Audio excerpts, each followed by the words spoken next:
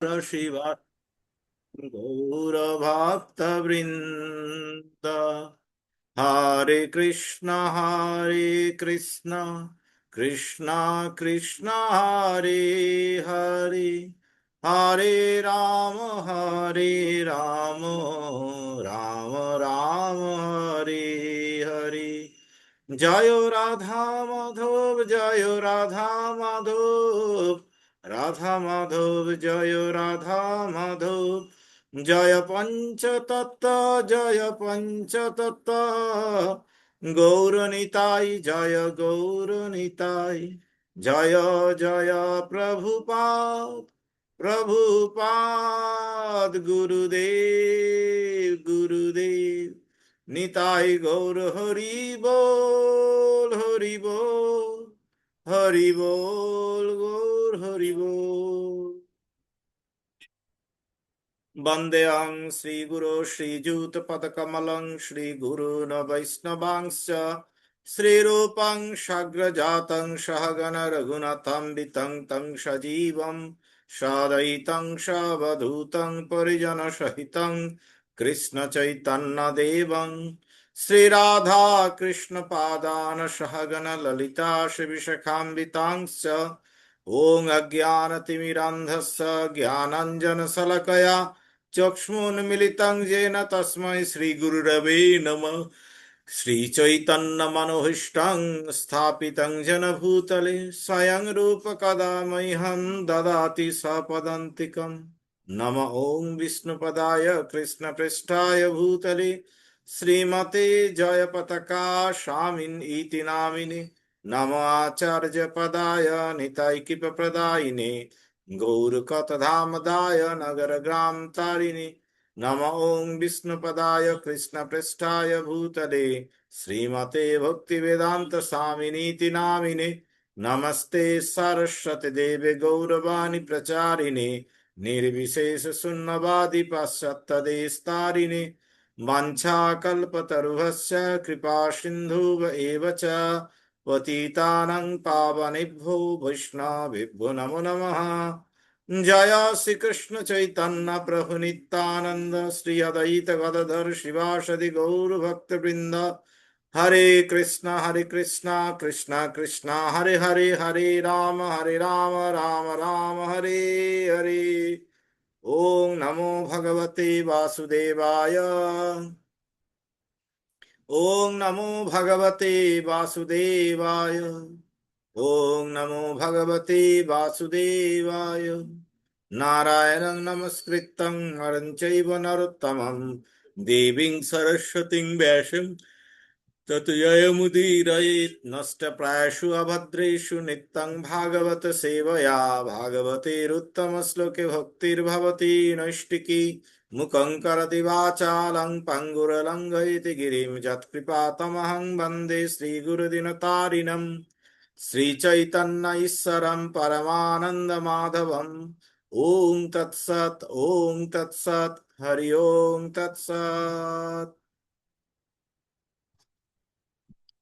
তা আমরা এর আগের দিন কততে ছিলাম? উম, আজকে 29 নম্বর শ্লোক থেকে হবে, তাই তো? 28 পর্যন্ত আমরা পড়েছিলাম কিভাবে জড়জগৎ কলুষ থেকে মুক্ত হয়ে আত্মসংযমী যোগী এই ব্রহ্ম সংস্পর্শরূপ পরম সুখ আস্বাদন করেন। এই যে সুখ যেটা আস্বাদন করেন, এই ইয়াটার মধ্যে বলা হচ্ছে এখন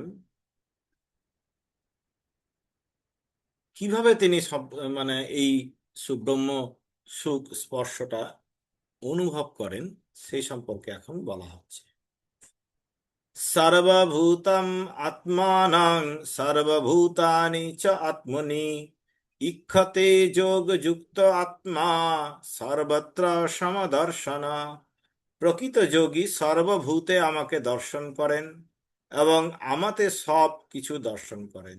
যোগযুক্ত আত্মা সর্বত্রই আমাকে দর্শন করেন। বলছে যে প্রকৃত যোগী যিনি হবেন তিনি কি করছেন না, সবার মাঝখানে সবার মধ্যেই কৃষ্ণকে দর্শন করেন। হুম। আর আমাতেই সবকিছু দর্শন করেন। তো আমাতেই সবকিছু দর্শন করেন মানে দুটো জিনিস বলছে। সর্বভূতে,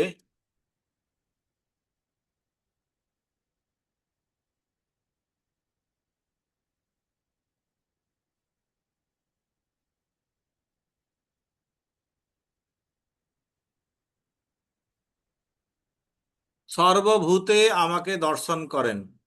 হ্যাঁ, সর্বভূতে হয়ে গেছে। এই কথাটার অর্থটা কি বুঝলেন? কেউ একজন বলুন। সর্বভূতে ভগবানকে দর্শন, আমাকে না দিয়ে ভগবানকে।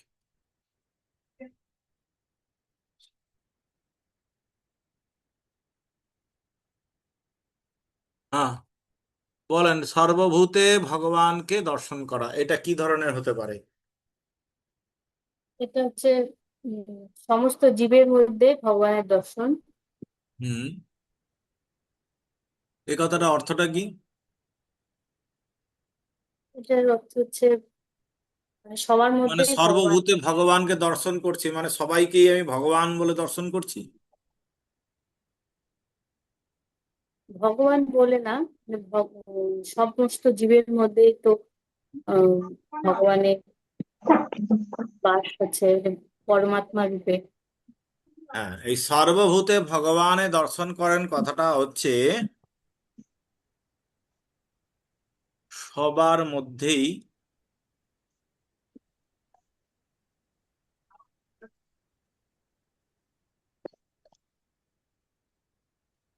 পরমাত্মা আছেন। ঠিক আছে, এইভাবে দর্শন করা। কিছু কিছু লোক আছে তারা বলে যে দরিদ্র নারায়ণ। এই দরিদ্র নারায়ণ যারা বলছে তারা এটাকে ভুল ব্যাখ্যা করছে যে সর্বভূতে ভগবানকে দর্শন করছেন, আচ্ছা এই দরিদ্রগুলো যেগুলো রয়েছে এরা সব নারায়ণ। ঠিক আছে, আমিও নারায়ণ, তুমিও নারায়ণ, ও নারায়ণ, সবাই নারায়ণ, সমস্ত জীবগুলোই হচ্ছে হলো নারায়ণ। তো এরকম ধরনের কথাবার্তাগুলো অপব্যাখ্যা। আসলে সর্বভূতে ভগবানকে দর্শন করেন কথাটা অর্থ হলো সবার মধ্যেই ভগবান বা পরমাত্মা রয়েছেন, এইটা অনুভব করা। হ্যাঁ,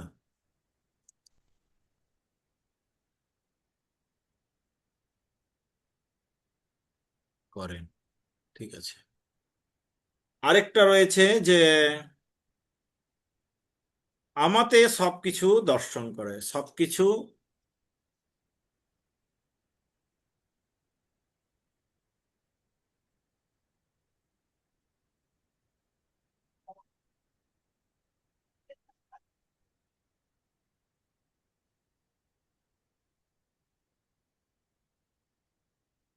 করেন। এটা বলতে কি বোঝানো হলো?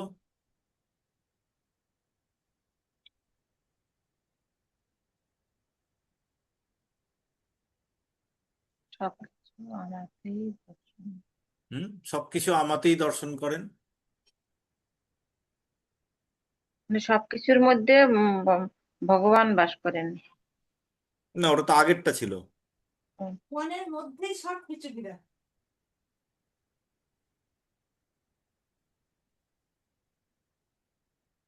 সবকিছু আমাতেই দর্শন করেন কথাটা অর্থ হলো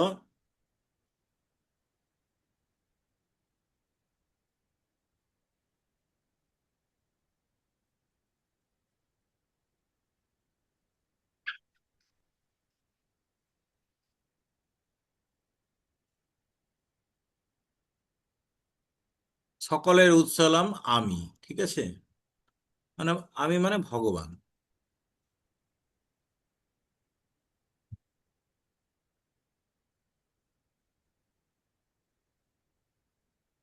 সকলের উৎস ভগবান।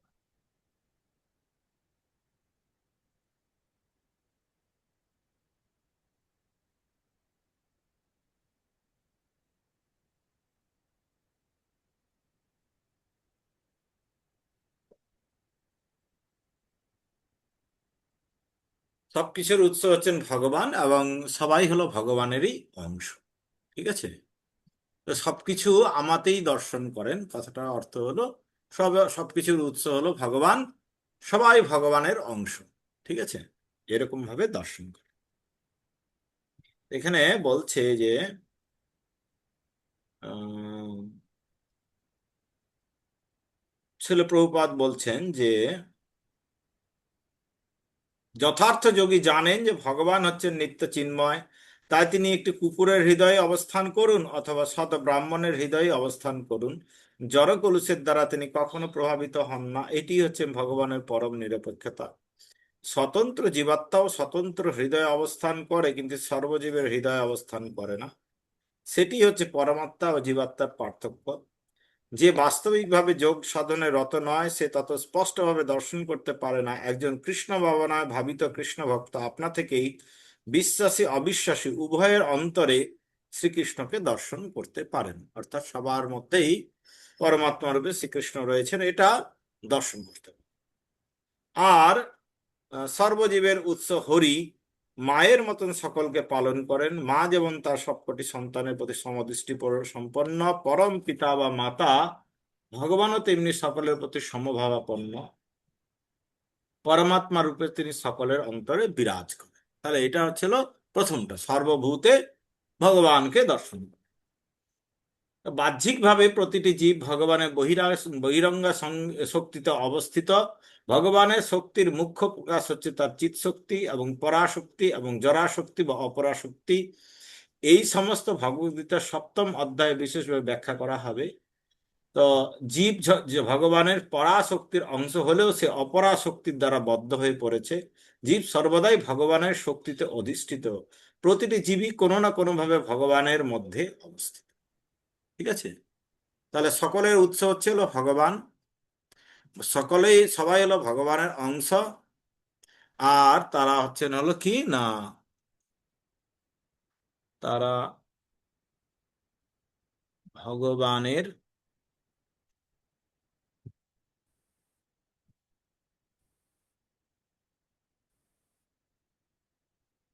তটস্থ শক্তি।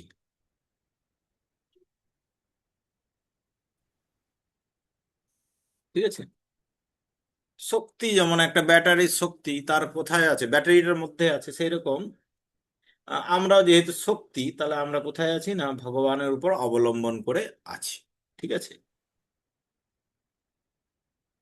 তো এখন বলছে যোমাং পশ্যতি সর্বত্র সর্বং চ ময়ি পশ্যতি তস্য অহং ন প্রণশ্যামি স চ মে ন প্রণশ্যতি।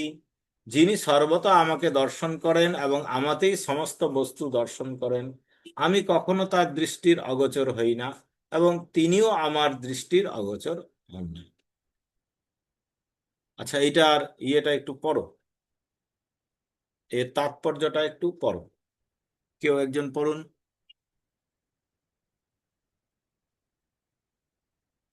কে পড়বে? আমি পড়ি। পড়ো। কৃষ্ণ ভবনাময় ভক্ত নিঃসন্দেহে সর্বত্র ভগবানকে দর্শন করেন এবং তিনি সবকিছুই ভগবানের মধ্যে দেখতে পান। যদিও মনে হতে পারে যে এই ধরনের মানুষ মায়ার ভিন্ন ভিন্ন প্রকাশকে সাধারণ মানুষের মতো ভিন্ন ভিন্ন রূপে দেখছেন, কিন্তু তিনি অনুভব করেন যে সবকিছুই শ্রীকৃষ্ণের শক্তিরই প্রকাশ। তাই তিনি সর্বদাই কৃষ্ণ ভাবনাময়। শ্রীকৃষ্ণ ছাড়া কোনো কিছু অস্তিত্ব থাকতে পারে না এবং শ্রীকৃষ্ণই হচ্ছেন সবকিছুর ঈশ্বর। এটি কৃষ্ণ ভাবনার মূল তত্ত্ব। কৃষ্ণ ভবনামৃত উদ্দেশ্য হচ্ছে কৃষ্ণ প্রেমের বিকাশ করা। এই স্তর জড় বন্ধন মুক্তির অতীত, আত্ম উপলব্ধির অতীত। কৃষ্ণ ভাবনায় এই স্তরে ভক্ত শ্রীকৃষ্ণের সঙ্গে একান্ত হয়ে যায়, অর্থাৎ তার কাছে তখন সবকিছুই কৃষ্ণময় হয়ে ওঠে এবং তিনিও তখন পূর্ণরূপে কৃষ্ণ প্রেমে অবিষ্ট হয়ে যান। ভক্ত ও ভগবানের মধ্যে তখন এক নিবিড় অন্তরঙ্গ প্রেমময় সম্পর্ক স্থাপিত হয়। এই অবস্থায় জীব কখনোই বিনাশ প্রাপ্ত হয় না। তখন শ্রীকৃষ্ণ আর কখনো তার ভক্তের দৃষ্টি অগোচর হন না। শ্রীকৃষ্ণের সঙ্গে আহ, লীন হয়ে আত্মার স্বাতন্ত্র্য বিনাশ হয়। বিনাশ হয়। তাই ভক্ত কখনো এই ভুল করেন না। এই তাই ভক্ত কখনো এই ভুল করে না। ব্রহ্মসংহিতায় বলা হচ্ছে যে প্রেমাঞ্জনচ্ছুরিত ভক্তি বিলোচনেন সন্ত সদৈব হৃদয়েষু বিলোকয়ন্তি জং শ্যাম সুন্দরম অচিন্ত গুণ স্বরূপম গোবিন্দম আদি পুরুষং তমহং ভজামি। প্রেমাঞ্জন দ্বারা রঞ্জিত ভক্তিচক্ষু বিশিষ্ট সাধুরা যে অচিন্ত গুণসম্পন্ন শ্যাম সুন্দর শ্রীকৃষ্ণকে হৃদয়ে অবলোকন করেন, সেই আদিপুরুষ গোবিন্দকে আমি ভজনা করি। তাই এখানে বলা হচ্ছে যে দৃষ্টির অগোচর হন না। কাদের দৃষ্টি অগোচর হন না? যে সবকিছুর মধ্যেই আহ ভগবান। সর্বত্রই ভগবানকে দর্শন করেন এবং সবকিছুর মধ্যেই ভগবানকে দর্শন করেন। হুম। এটার অর্থটা হচ্ছে যে কি না, সমস্ত জিনিসকে বাহ্যিকভাবে সে দেখছে, কিন্তু কি হচ্ছে না, তিনি এটা বুঝতে পারছেন যে এগুলো হচ্ছে কোথার থেকে না, শ্রীকৃষ্ণের থেকেই এসছে। ঠিক আছে, তিনি অনুভব করছেন যে শ্রীকৃষ্ণের শক্তিরই এগুলো প্রকাশ। যেরকম ধরনের আমি একটা টেলিফোন দেখছি, তো টেলিফোনটা কি না শ্রীকৃষ্ণ শক্তিরই প্রকাশ, এরকম ভাবে দেখছি। সবকিছুকে শ্রীকৃষ্ণের সাথে সম্পর্কিত ভাবে যখন কেউ দেখে, আহ এটাকে বলা হচ্ছে হলো আহ যেহেতু সে কৃষ্ণের প্রতি খুব ভাবাপন্ন, সেই জন্য দেখবেন যে বাড়িতে ধরে নেন কেউ নেই, হয়তো অনেক দিন বাইরে গেছে, তো তার হয়তো জামা কাপড় বা অন্য কিছু যা কিছু রয়েছে, এটা দেখে আমরা মনে করি এই তো এটা হলো ওর প্যান্ট, তাই না? তার সাথে সম্পর্কিত যেহেতু, তাহলে তার কথা মনে পড়ে যায়, তাই কি না? ঠিক সেই রকম তো প্রত্যেকটা জিনিস কি হয় না, যিনি প্রেমাঞ্জনচ্ছুরিত ভক্তি বিলোচনেন, অর্থাৎ যার হৃদয়টা ভগবানের প্রতি খুব ভালোবাসায় ভর্তি হয়ে গেছে, সে সবকিছুকেই ভগবানের সাথে সম্পর্কিত বলে অনুভব করতে পারে। ঠিক যেরকম আমরা ধরেন আমরা একটা হয়তো অনেক দিন পুরনো হয়তো কারো একটা প্যান্ট দেখে হয়তো আমার মনে পড়লো এটা আমার সেই ভাই কি সেই দাদার প্যান্ট, সেই দাদা এখন হয়তো আর নেই, কিন্তু তার কথাটা মনে পড়ছে, তাই না? তো সেই রকম এখানেও কি হচ্ছে না, সবকিছুকেই ভগবানের সাথে সম্পর্কিত বলে, ভগবান থেকেই আসছে, ভগবানের সাথে সম্পর্কিত হিসাবে অনুভব করতে পারেন। যেরকম বৃন্দাবনে গোপ গোপীরা যেগুলো রয়েছে যারা ছিল, তো তারা যখন বর্ষাকালে মেঘ উৎপন্ন হতো, তো তাহলে মেঘের রং দেখে তারা কি হচ্ছে না, কৃষ্ণকে মনে করতো। আবার ময়ূর যখন আসতো, তো ময়ূরের কণ্ঠের যে রং সেটা দেখে তারা কৃষ্ণকে মনে করতো। তো ময়ূরের কণ্ঠের সাথে কৃষ্ণের কি সম্পর্ক আছে? কোনো সম্পর্কই নেই, কিন্তু তবুও যেহেতু অল্প একটু সম্পর্ক রয়েছে তাদের রংটা গায়ের, তাদের কি হচ্ছে না, কৃষ্ণের কথা মনে পড়ছে। তো এরকম প্রত্যেকটা জিনিসের মধ্যেই যখন আমরা ভগবানের প্রতি অকৃত্রিম ভালোবাসা যখন হবে, যখন আমরা প্রত্যেকটা জিনিসের মধ্যেই ভগবানকে অনুভব করতে পারবো, ভগবানের সাথে সম্পর্কিত সেই জিনিসটা দেখেই আমাদের যদি ভগবানের কথা মনে পড়ছে, তাহলে কি হবে না, এই অবস্থাটাকে বলা হবে প্রেমাঞ্জন দ্বারা রঞ্জিত ভক্তি চক্ষু বিশিষ্ট। তো এরকম যারা হবে তারা কি করবে না, সর্বত্রই ভগবানকে অনুভব করতে পারবে। আর কি হবে না, ভগবান বলছেন যে তিনি আমারও দৃষ্টির অগোচর হন না।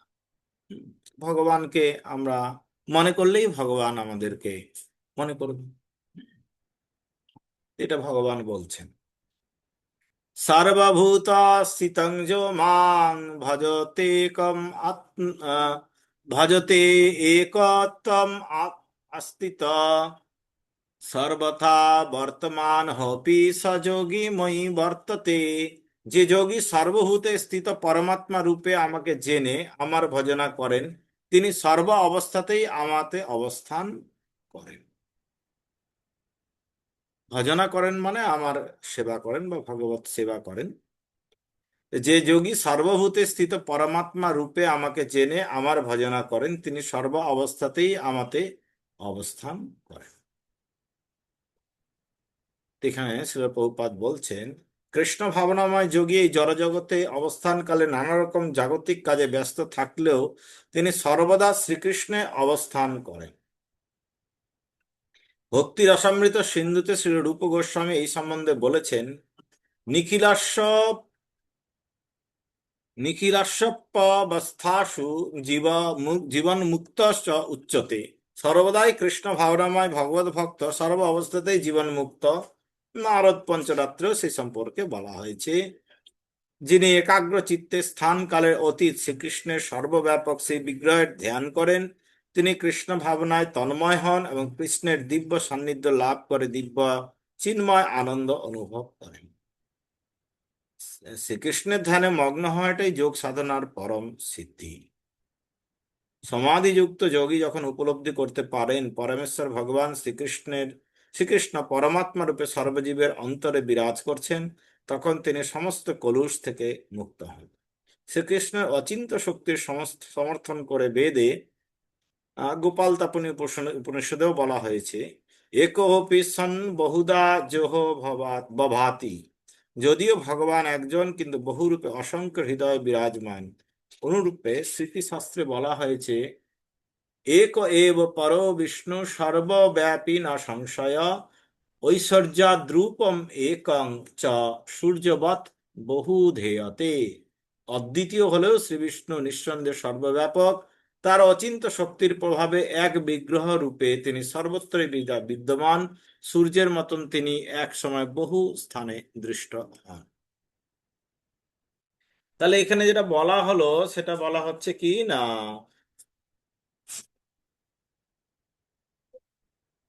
যোগী সর্বভূতে স্থিত পরমাত্মা রূপে আমাকে জেনে আমার ভজনা করেন, তিনি সর্ব অবস্থাতেই আমাতে অবস্থান করেন।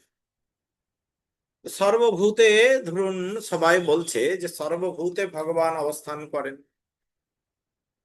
তাহলে আহ, এই যে লোকে বলছে যে জীব সেবাই হলো ভগবান সেবা, এই কথাটা কি ঠিক?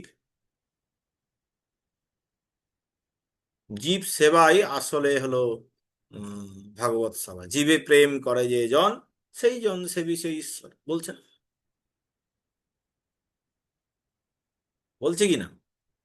তাহলে জীবে প্রেম করে যে জন সেই জন ভজি কি সেবিছে ঈশ্বর, এই কথাটা কি ভুল না ঠিক?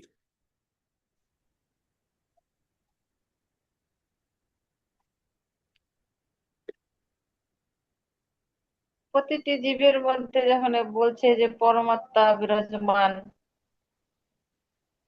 হুম, তাহলে বলছে যে পরমাত্মা জীবে আছেন। প্রেম করে যে জন সেই জন সেবিছে ঈশ্বর। প্রত্যেকটা জীবের মধ্যে পরমাত্মা রয়েছে।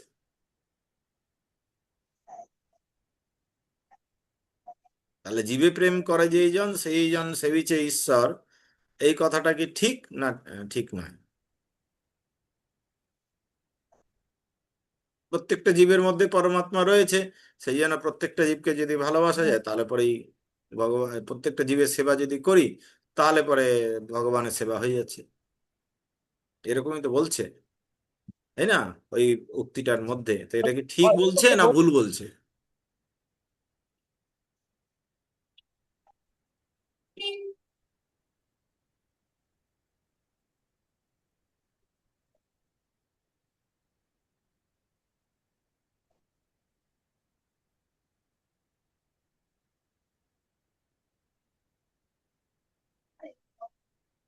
যদি আপনাদের কি মত, ঠিক কার কি ঠিক মত, না, বলো।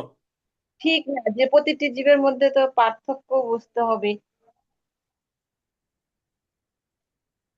কি করে পার্থক্য বুঝতে হবে?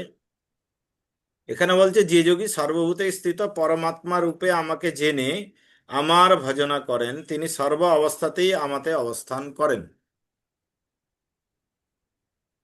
আর রামকৃষ্ণ পরমহংসদেব সেই জন্য বলছেন যে আহ জীবে প্রেম করে যেই জন সেই জন সেবিছে ঈশ্বর। জীবেদের যে প্রেম করে সে ঈশ্বরকে সেবা করছে। প্রত্যেকটা জীবের মধ্যেই পরমাত্মা রূপে ভগবান রয়েছে। সেই জন্য জীবের যদি সেবা করা হয় তাহলে পরমাত্মার সেবা করা হয়ে যাচ্ছে।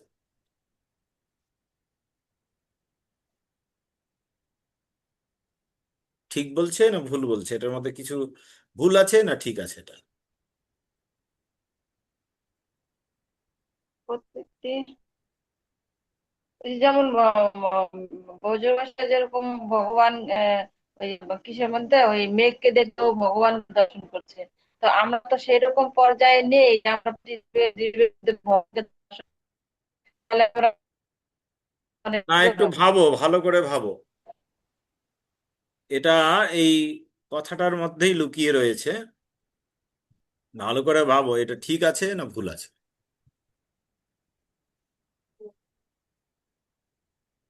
জীবে প্রেম করে দেয় সে প্রেম কথাটা তো জীবে জীবের মধ্যে প্রেম হয় না হচ্ছে ধীরে জীবের না, মধ্যে ঠিক আছে, জীবে সেবা করে যেই জন সেই জন সেবিছে ঈশ্বর।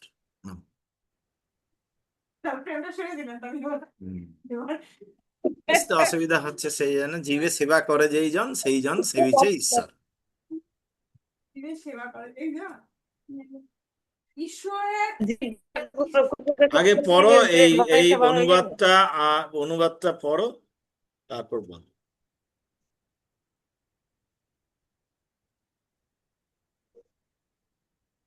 30 নম্বর এসে এগোবারটা এটা আবার বলো 30 নম্বরটা না, 31 নম্বর? 31 নম্বর অনুবাদ পড়ো।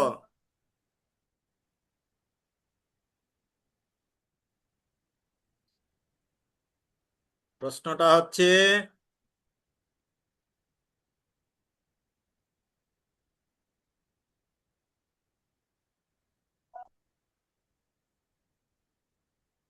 প্রত্যেকটি জীবের মধ্যে পরমাত্মা রূপে আমার জেনে তিনি সর্বাবস্থায়।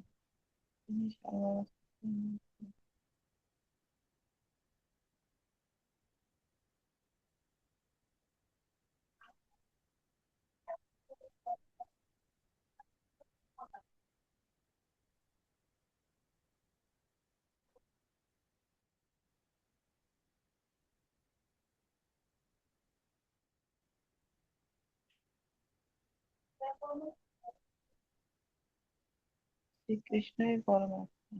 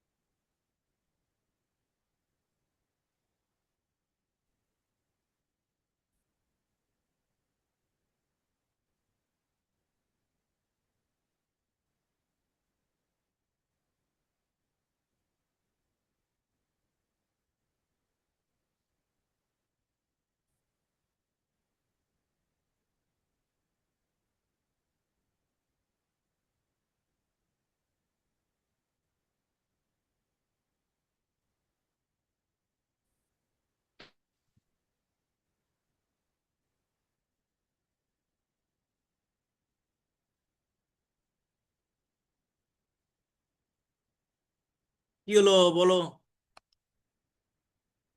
ঠিক না ভুল আগে সেটা তো বলতে হবে।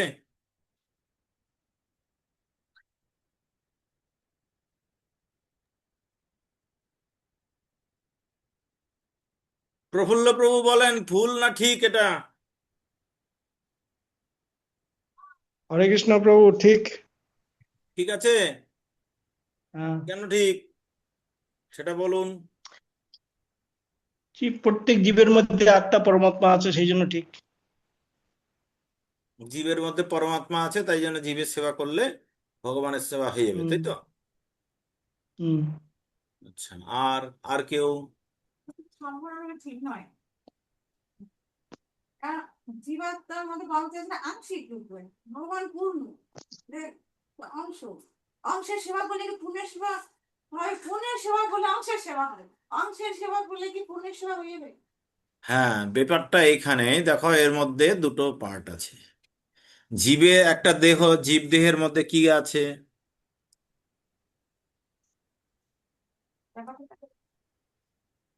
জীব দেহ। যে জীব দেহের মধ্যে, পরমটা জীব দেহের মধ্যে কি আছে? আমরা তো অংশ। জীব বা আত্মা, আত্মা প্লাস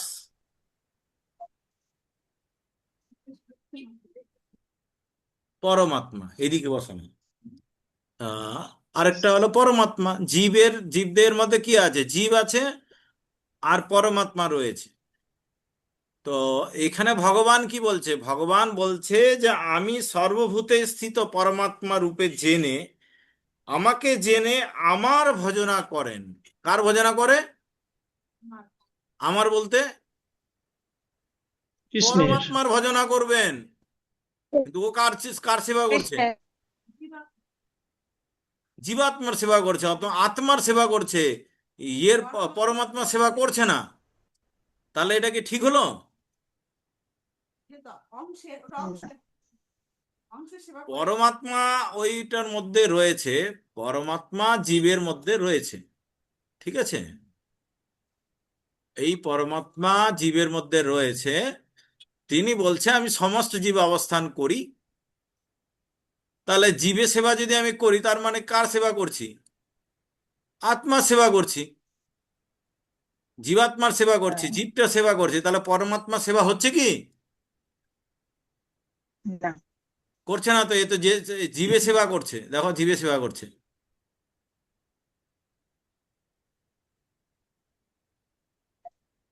এই দেখো জীবে সেবা করছে, এই যে জীব।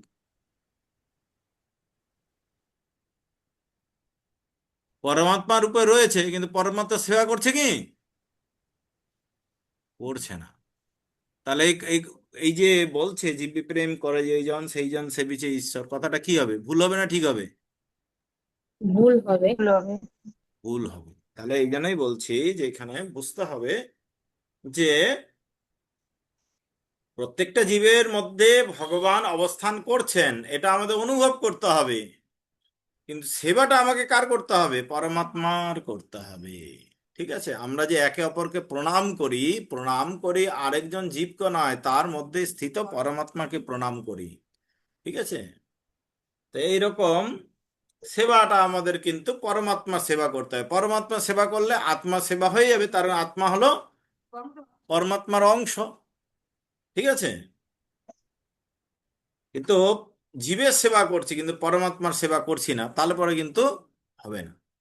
হ্যাঁ, আর পরমাত্মা সেবা করব, জীবের সেবা হয়ে যাবে, তাই কি না? জীব পরমাত্মার উপর নির্ভরশীল, তাই তো? এটা আমাদের বুঝতে হবে।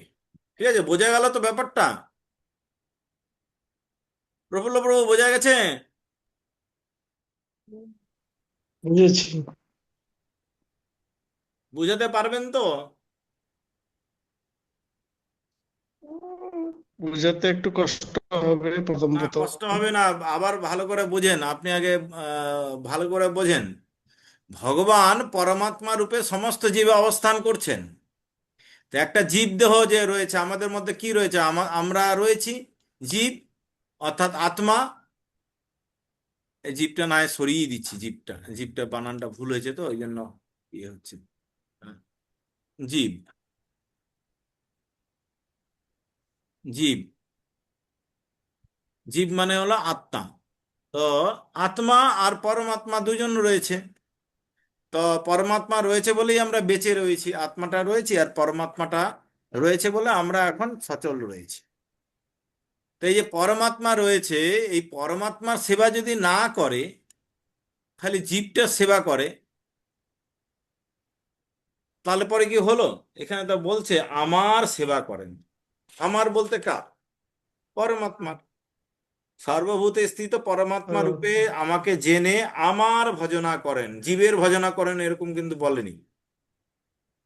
বলেছে যে সমস্ত জীবে আমি রয়েছি এটা জেনে আমার ভজনা করেন, তাহলে আমার ঈশ্বর সেবাটা হবে। তাহলে ভজনাটা আমাকে কার করতে হবে? পরমাত্মারই ভজনা করতে হবে। ঠিক আছে? কিন্তু এখানে আমি কার ভজনা করছি? এখানে বলছে জীবের সেবা করছে বা জীবের ভজনা করছে, তাহলে কিন্তু হবে না। ঠিক আছে, ক্লিয়ার হলো?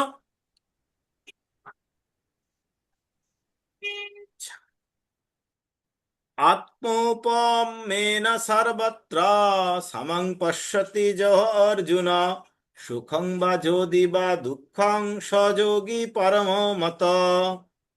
হে অর্জুন, যিনি সমস্ত জীবের দুঃখ সুখ ও দুঃখকে নিজের সুখ ও দুঃখের অনুরূপ সমানভাবে দর্শন করেন, আমার মতে তিনি সর্বশ্রেষ্ঠ যোগী।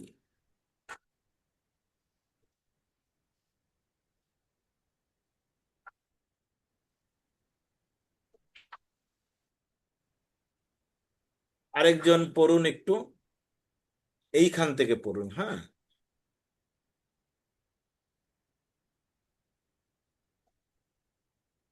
যথার্থ যোগী, এইখান থেকে পড়ুন।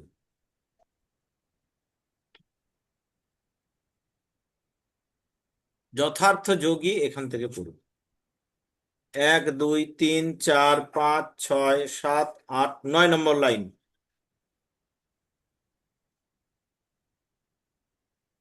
হরে কৃষ্ণ প্রভু। হুম, পড়েন যথার্থ যথার্থ যোগী, যোগী।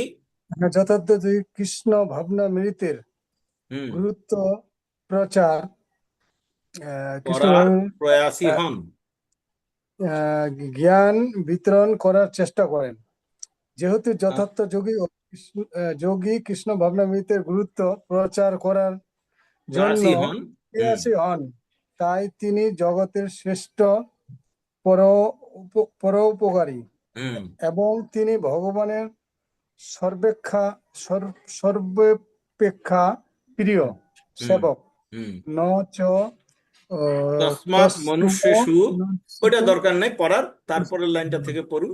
প্রিয় কৃতম ভোগী 1859 পক্ষান্তরে হুম, ভগবত ভক্ত ভগবত ভক্ত সমস্ত জীবের কল্যাণ সাধনে নিত্য তৎপর তৎপর, তৎপর তাই তাই তিনি তিনি সকলের প্রকৃত পরিকৃত টুরিস্ট সহিত তিনি সর্বোত্তম যোগী, যোগী।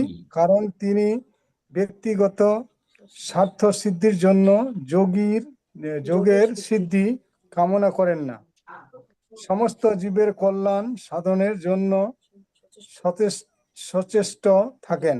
তিনি অন্য জীবের প্রতি হিংসাপরায়ণ হন না। শুদ্ধ ভক্ত ও হুম, সিদ্ধিকামী যোগীর মতো এটি হচ্ছে পার্থক্য। যে যোগী সুষ্ঠুভাবে ধ্যান করার উদ্দেশ্য নির্জনে গমন করেন, তিনি প্রতিটি মানুষকে কৃষ্ণ ভক্তে পরিণত করার জন্য প্রেয়সী। ভগবত ভক্তের মতো উন্নত নন। হুম। তাহলে এখানে বলা হচ্ছে যে আহ, সকলের কল্যাণের জন্য যিনি প্রচার করেন তিনি হচ্ছেন সব থেকে শ্রেষ্ঠ যোগী। আর যিনি নিজেই শুধুমাত্র উদ্ধার লাভ করার জন্য প্রয়াস করেন, নিজের জন্য আহ, বসে বসে খুব জপ করছে, 1000 মালা জপ করছে, 3 লক্ষ মালা জপ করছে, কিন্তু প্রচার করে না, অন্যদের আহ কল্যাণ সাধনের জন্য তৎপর নন, তাকে শ্রেষ্ঠ যোগী কিন্তু এখানে বলা হচ্ছে না। ঠিক আছে? এখানে বলছে যিনি সমস্ত জীবের সুখ ও দুঃখকে নিজের সুখ ও দুঃখের অনুরূপ সমানভাবে দর্শন করেন। তো এইখানে প্রচারক যে হচ্ছে তার আবশ্যিক যোগ্যতাটা এখানে বলা হচ্ছে। প্রচার কে করতে পারেন? যিনি সর্বশ্রেষ্ঠ যোগী। কেন প্রচার করতে পারেন? না, তিনি অপরের দুঃখটাকে বুঝতে পারেন, অপরের দুঃখে তিনি দুঃখী। ঠিক আছে, আমি তো সুখী রয়েছি কিন্তু ওকে দেখতে হবে, কারণ ও নরকে গমন করছে, ওর দুঃখটা তার কাছে খুব বেশি হয়ে ওঠে। সেই জন্য সে কি করেন? তিনি করুণা অনুভব করেন আর সেখানে গিয়ে লোকটাকে বোঝাতে যান। ঠিক আছে, তো এই যে প্রচার করছে এটা করুণা হয়ে যায়। কেন করুণা হচ্ছে তার সকলের প্রতি? না, অপরের দুঃখটাকে তিনি নিজের দুঃখ বলে মনে করছে। ঠিক আছে, তো এরকম যারা হন তারাই একমাত্র প্রচার করতে পারে। প্রচার করতে গিয়ে আমি যদি বলি ও আমার কথা শুনছেই না, এরকম ও শুনবেই না, কারণ ও বুঝতে পারছে যে আমি যে প্রচার করতে যাচ্ছি ওর অবস্থাটা খুবই খারাপ। ওকে যে কোনো প্রকারে আমাকে রক্ষা করতে হবে, তার জন্য আমাকে যদি কিছু সহ্যও করতে হয় তাহলেও আমি সহ্য করে নেব। তো এইরকম মনোভাব যতক্ষণ পর্যন্ত কারো না থাকবে সে কিন্তু ওখানে গিয়ে প্রচার করতে পারবে না।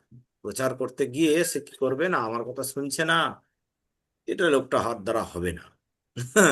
আমাদের হয়তো এরকম অবস্থা, কিন্তু এদের দ্বারা হবে না, আমার এইগুলো শোনে না। হ্যাঁ, এরকম ধরনের কথাবার্তা বলছি আমরা। এ লোকটা খুব বাজে, আমাদের কথা শোনেই না, তারপরে ওটা তো একদম পুরো 2 কিলো মাংস না খেলে হয়ই না। তো এরকম টাইপের আমরা ভাবছি। আমাদের মধ্যে ভাবনা চলে আসে কেন? না, আমরা আহ শ্রেষ্ঠ যোগী নই। শ্রেষ্ঠ যোগী কিন্তু এরকম ভাবে না। শ্রেষ্ঠ যোগী এটা ভাবে যে ওকে কি করে আমি উদ্ধার করব, ও তো খারাপের দিকে যাচ্ছেই, কিন্তু ওকে কি করে আমরা উদ্ধার করব। ঠিক আছে, তো এই বিষয়ে সে সবসময় ভাবে।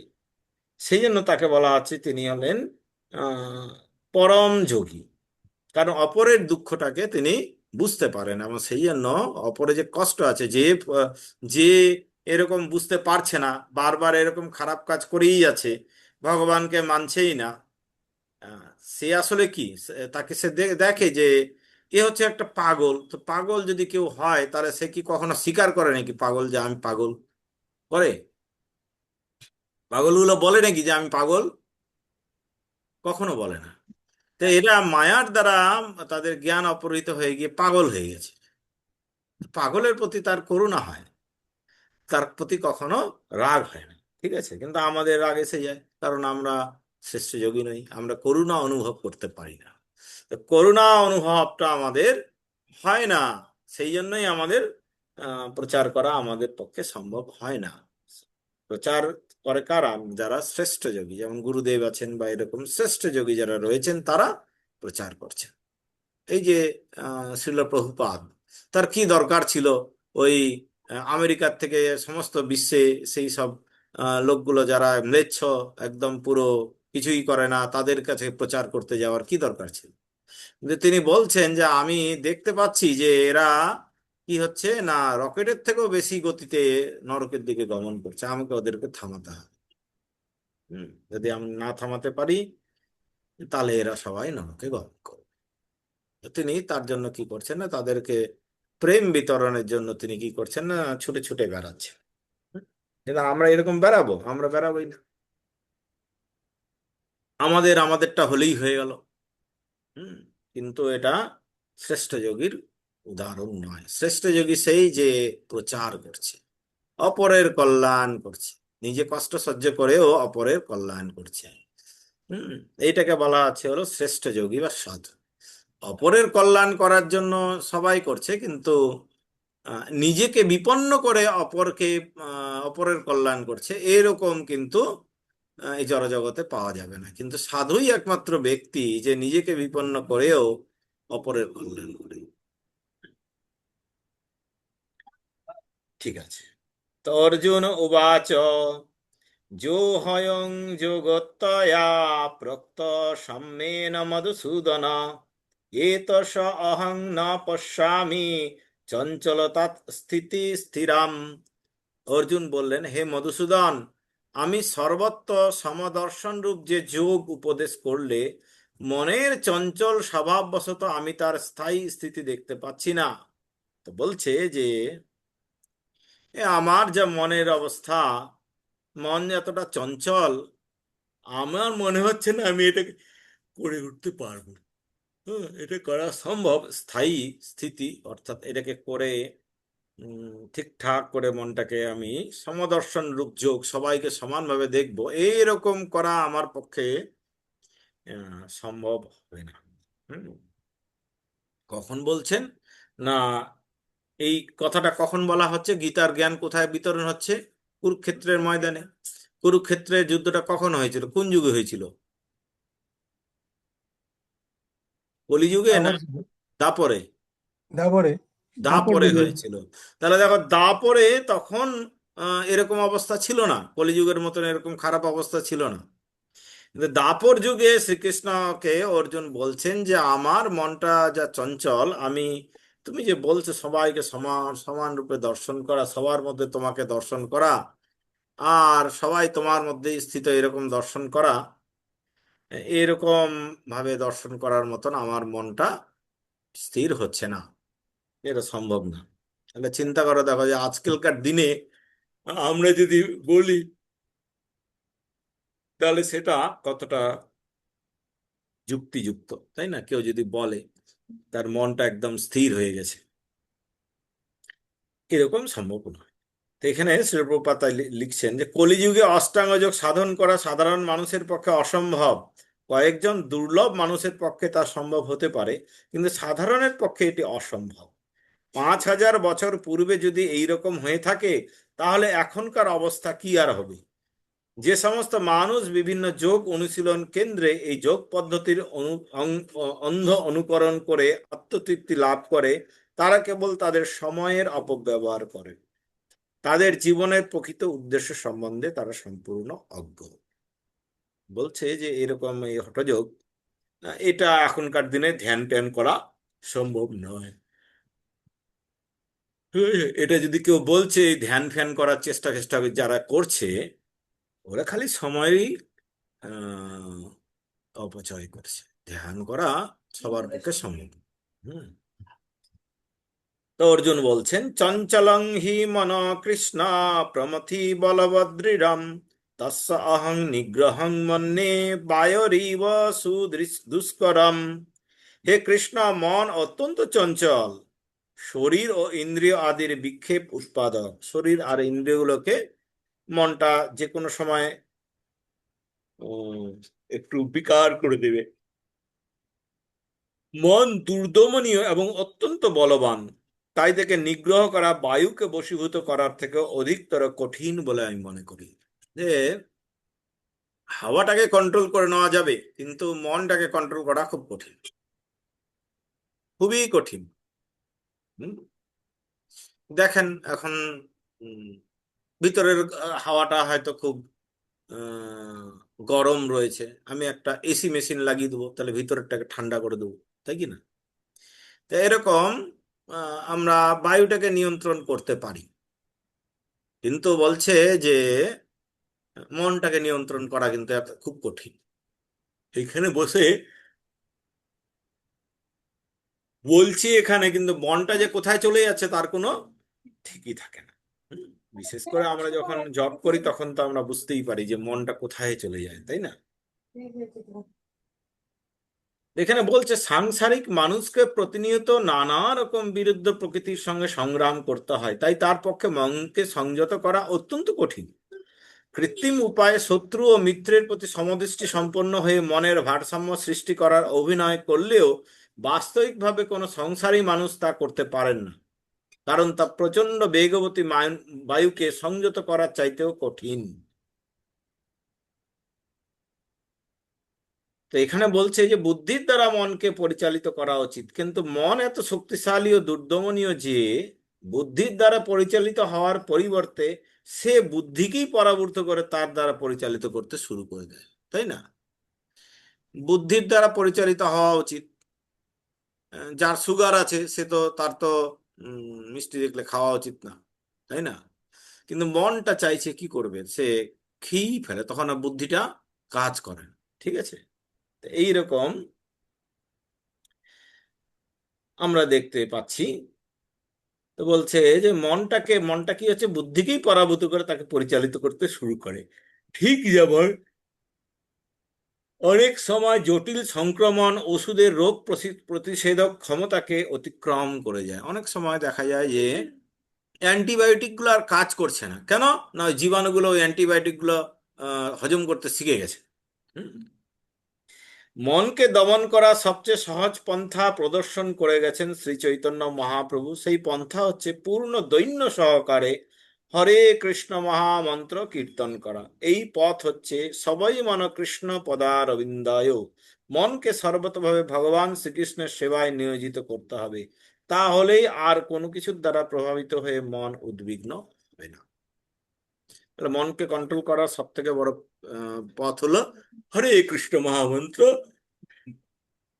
দৈন্যতা সহকারে কীর্তন করা। হুম। শ্রী ভগবান উবাচ।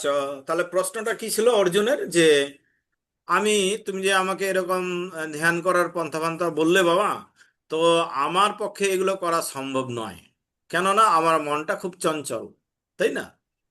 তা আমার মনে হয় যে বায়ুটাকে আমি কন্ট্রোল করে নিতে পারি, কিন্তু মনটাকে কন্ট্রোল করা খুব কঠিন। ভগবান এখন তার উত্তরে কিছু উপদেশ দিচ্ছে। কি দিচ্ছেন?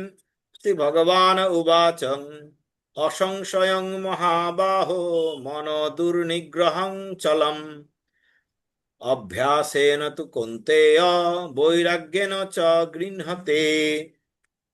পরমেশ্বর ভগবান বলেন, হে মহাবাহো, মন যে দুর্দমনীয় ও চঞ্চল তাতে কোনো সন্দেহ নেই, কিন্তু হে কৌন্তেয়, ক্রমশ অভ্যাস ও বৈরাগ্যের দ্বারা মনকে বশীভূত করা যায়।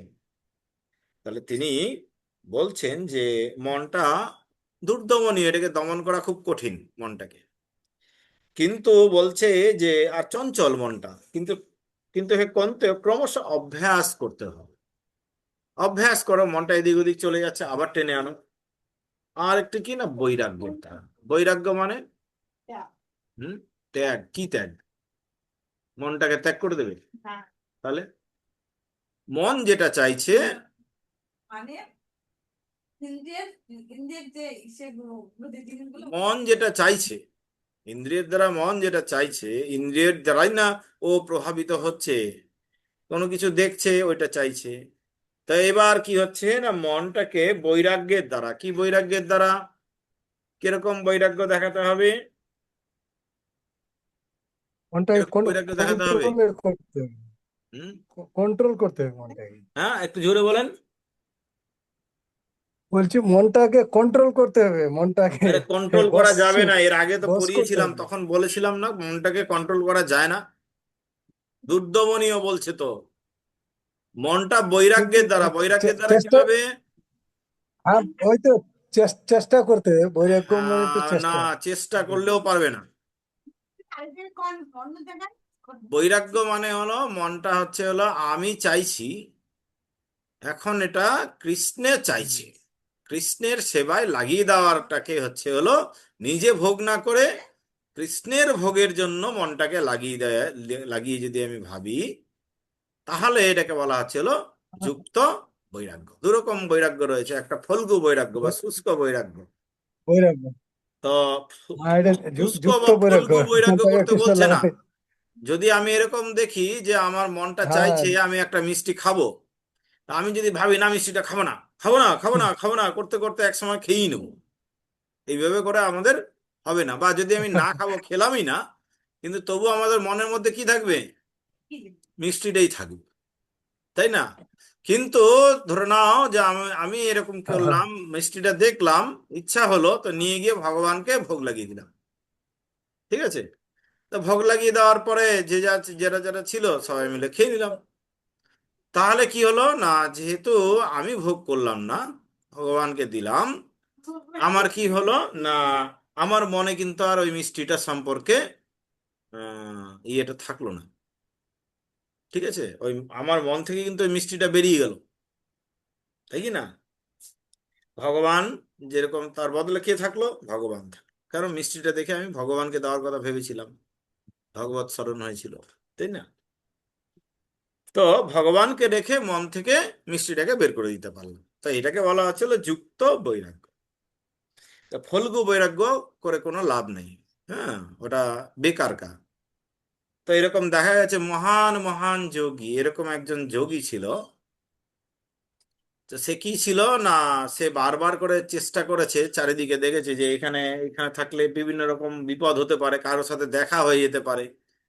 তো ও কি করেছে না, বলছে যে না আমি এখানে করব না জব। কোথায় করব না, ও বলছে যমুনা নদীর মধ্যে, একদম জলের নিচে, সেখানে তার কোনো লোক নেই, সে আমাকে কেউ দেখতেও পাবে না, কেউ কিছু বললেও শুনতে পাবো না, একদম দারুণ, ওইখানে গিয়ে থাকবো, ওখানে জব, ওখানে আমি ধ্যান করব। ঠিক আছে, তো ওখানে ধ্যান করছে অনেক দিন ধরে।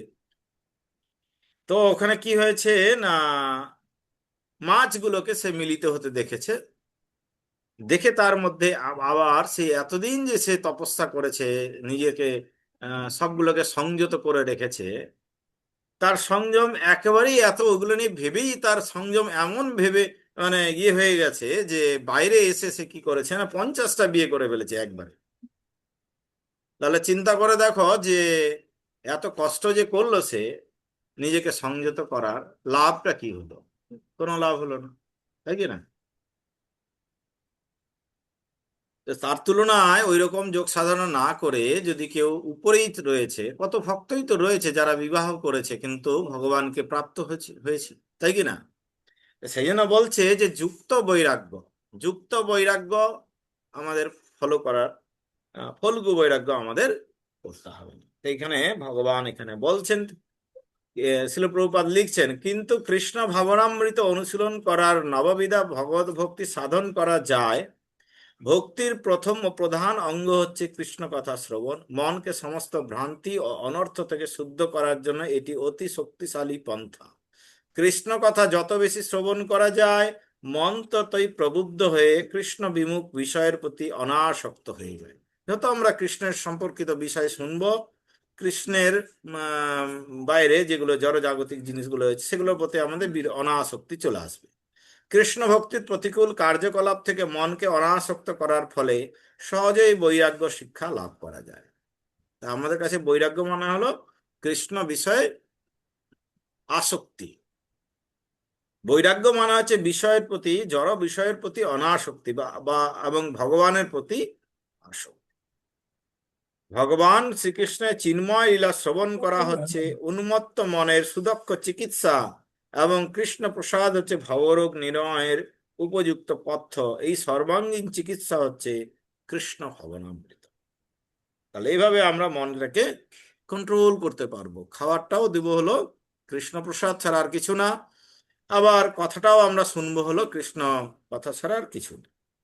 হুম, সবকিছুই যখন কৃষ্ণ সম্পর্কিত করব, তখন মনটাও বাধ্য হয়ে কৃষ্ণ সম্পর্কিতই ভাবতে আরম্ভ করবে, তাছাড়া আর ওর কাছে কোনো ভাবার আর কিছু থাকবেই না। অসংযতাত্মনা যোগ দুষ্প্রাপ ইতি মে মতি, বর্ষাত্মনা তু যততা সাক্ষ্য বাপ্তুমুপায়ত। অসংযত চিত্ত ব্যক্তির পক্ষে আত্ম উপলব্ধি দুষ্প্রাপ্য। অসংযত হলে পরে আত্ম উপলব্ধি সম্ভব নয়। কিন্তু যার মন সংযত এবং যিনি যথার্থ উপায় অবলম্বন করে মনকে বশ করতে চেষ্টা করেছেন, তিনি অবশ্যই সিদ্ধি লাভ করেন, সেটি আমার অভিমত। তাহলে সিদ্ধি লাভের যে সূত্রটা দিয়েছে, একটা হলো সংযত হতে হবে, আর কি হচ্ছে না যথার্থ উপায় অবলম্বন করে মনকে বশ করার চেষ্টা করতে হবে। যথার্থ উপায় যদি না করে আমি জবরদস্তি এখানে কৃত্রিম ভাবে মনটাকে দমন করার চেষ্টা করি, তাহলে কিন্তু হবে না। ঠিক আছে,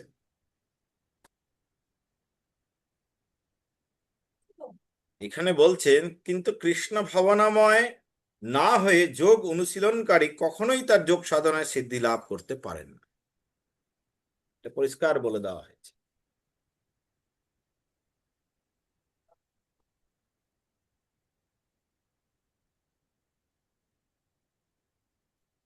আচ্ছা, আরো একটু আছে, পড়বো।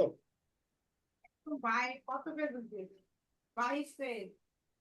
না, আছে বলতে কি আমরা এখন 36 পর্যন্ত পড়লাম। আর একটা প্রশ্ন যদি আমরা পড়ি, এটা প্রশ্ন উত্তরে হচ্ছে তো। অর্জুন উবাচ, তাহলে প্রথম প্রশ্নটার উত্তর কিন্তু ভগবান দিলেন যে তোমাকে মনকে যদি বশ করতে হয় তাহলে কি করতে হবে? যথার্থ উপায়ে বৈরাগ্য অবলম্বন করতে হবে। আর কি করতে হবে? না, আরেকটা বলেছিল, অভ্যাস করতে হবে। করলেই যে একদম সাকসেসফুল হয়ে যাবে তা নয়, অভ্যাস করতে হবে। অভ্যাস করতেই থাকতে হবে, করতেই থাকবে, করতেই থাকতে হবে। অভ্যাস মানে অনুশীলন, করতেই থাকতে হবে, এক না একদিন হবে। অধৈর্য হলে পরে হবে না, বা হতাশ হলে পরে হবে না।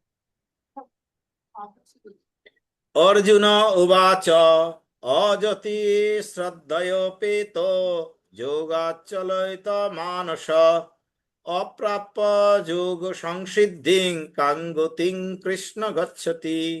তো অর্জুন জিজ্ঞাসা করছেন, হে কৃষ্ণ, যিনি প্রথমে শ্রদ্ধা সহকারে যোগে যুক্ত হয়ে পরে চিত্ত চাঞ্চল্য হেতু ভ্রষ্ট হয়ে যোগে সিদ্ধি লাভ করতে না পারেন, তবে সেই ব্যর্থ যোগীর কি গতি লাভ?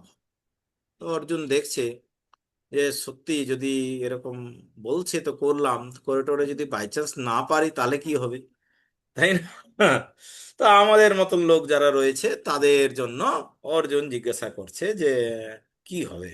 হ্যাঁ, যদি না পারি তাহলে পরে কি হবে? প্রথমে শ্রদ্ধা করেছে, কিন্তু পরে দেখা যাচ্ছে যে ভ্রষ্ট হয়ে গেছে, চিত্ত চাঞ্চল্য তো ভ্রষ্ট হয়ে গেছে।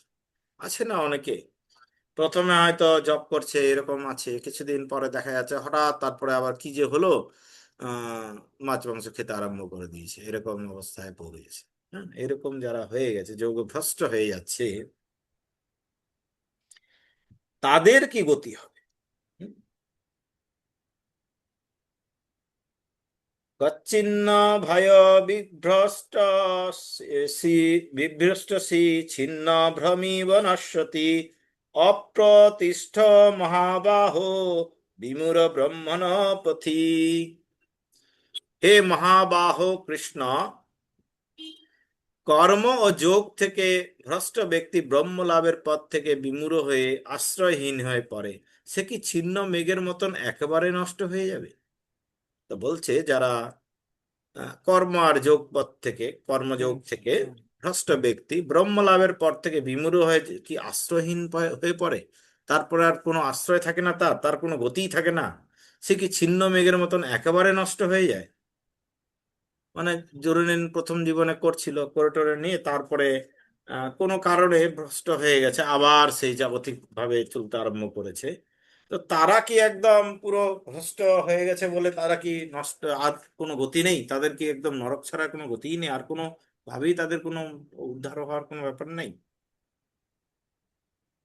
এ তস্মে সংশয়ং কৃষ্ণ ছেত্তুম অর্হস্য শেষত তদন্ন সংশয় শস্য ছেত্তানাহু উপপদ্যতে। হে কৃষ্ণ, তুমি কেবল আমার এই সংশয় দূর করতে সমর্থ, কারণ তুমি ছাড়া আর কেউই আমার এই সংশয় দূর করতে পারবে না। কেন বললো এরকম, সংশয় দূর করতে অন্য কেউ পারবে না? বাকি আর কেউ পারবে না সংশয় দূর করতে, এই কথাটা অর্জুন কেন বলছে যে কৃষ্ণ তুমি একমাত্র পারো, আর অন্য কেউ পারে না? কেন বলছে অন্যরা কেন পারবে না? অর্জুন কৃষ্ণকে তো না না, গুরু রূপে না, কৃষ্ণকে বলছে গুরুও অন্য কেউ গুরু টুরু হলেও পারবে না, কৃষ্ণ তুমিই একমাত্র পারবে। কেন? তার কারণ হচ্ছে চতুর্থ স্কন্ধে, চতুর্থ অধ্যায়ে ভগবান বলেছে, যে দ্বিতীয় অধ্যায়েও বলেছে যে হে অর্জুন, তুমি আমি আর এই সমস্ত রাজারা কি ছিলাম না, আগেও ছিলাম, এখনো আছি, অপরেও থাকবো। হ্যাঁ, আমার সবকিছু মনে আছে কিন্তু তোমাদের মনে নেই। তারপরে এই ইয়েতে বলছে যে চতুর্থ অধ্যায় জ্ঞানযোগ, জ্ঞানযোগে তিনি বললেন না, আমি বহু আগে বিবস্বানকে এরকম বলেছিলাম, তাই কি না? অর্থাৎ তিনি কি, অর্জুন বুঝতে পারছে যে আরে আমাদের ভূত ভবিষ্যৎ সে কে জানে? কৃষ্ণ একমাত্র। তাহলে কৃষ্ণ যেহেতু জানে, তাহলে তুমি আমার সংশয় ঠিকঠাক দূর করতে পারবে, কারণ বাকিরা তো ভূত ভবিষ্যৎ জানে কিনা জানি না, কিন্তু তুমি তো জানো। তুমি একটু আগেই আমাকে বলেছো যে তুমি সবকিছুই জানো, তাই না? তা আগে কি ছিল, এখন কি হয়েছে, পরে কি হবে, এগুলো সবই তুমি জানো। হ্যাঁ, তাহলে কি ঘটনাটা হচ্ছে যে তুমি নিশ্চয়ই আমাকে আমার এই সংশয় দূর করতে পারো। তো ভগবান এখানে বলছেন, শ্রী ভগবান উবাচ পার্থ নৈবেহ নামুত্র বিনাশস্তস্য বিদ্যতে ন হে কল্যাণকৃৎ কশ্চিন দুর্গতিং তাত গচ্ছতি। পরমেশ্বর ভগবান বললেন, হে পার্থ, শুভ অনুষ্ঠানকারী পরমার্থবাদীদের ইহলোকে ও পরলোকে কোনো দুর্গতি হয় না। হে বৎস, তার কারণ কল্যাণকারীর কখনো অধোগতি হয় না।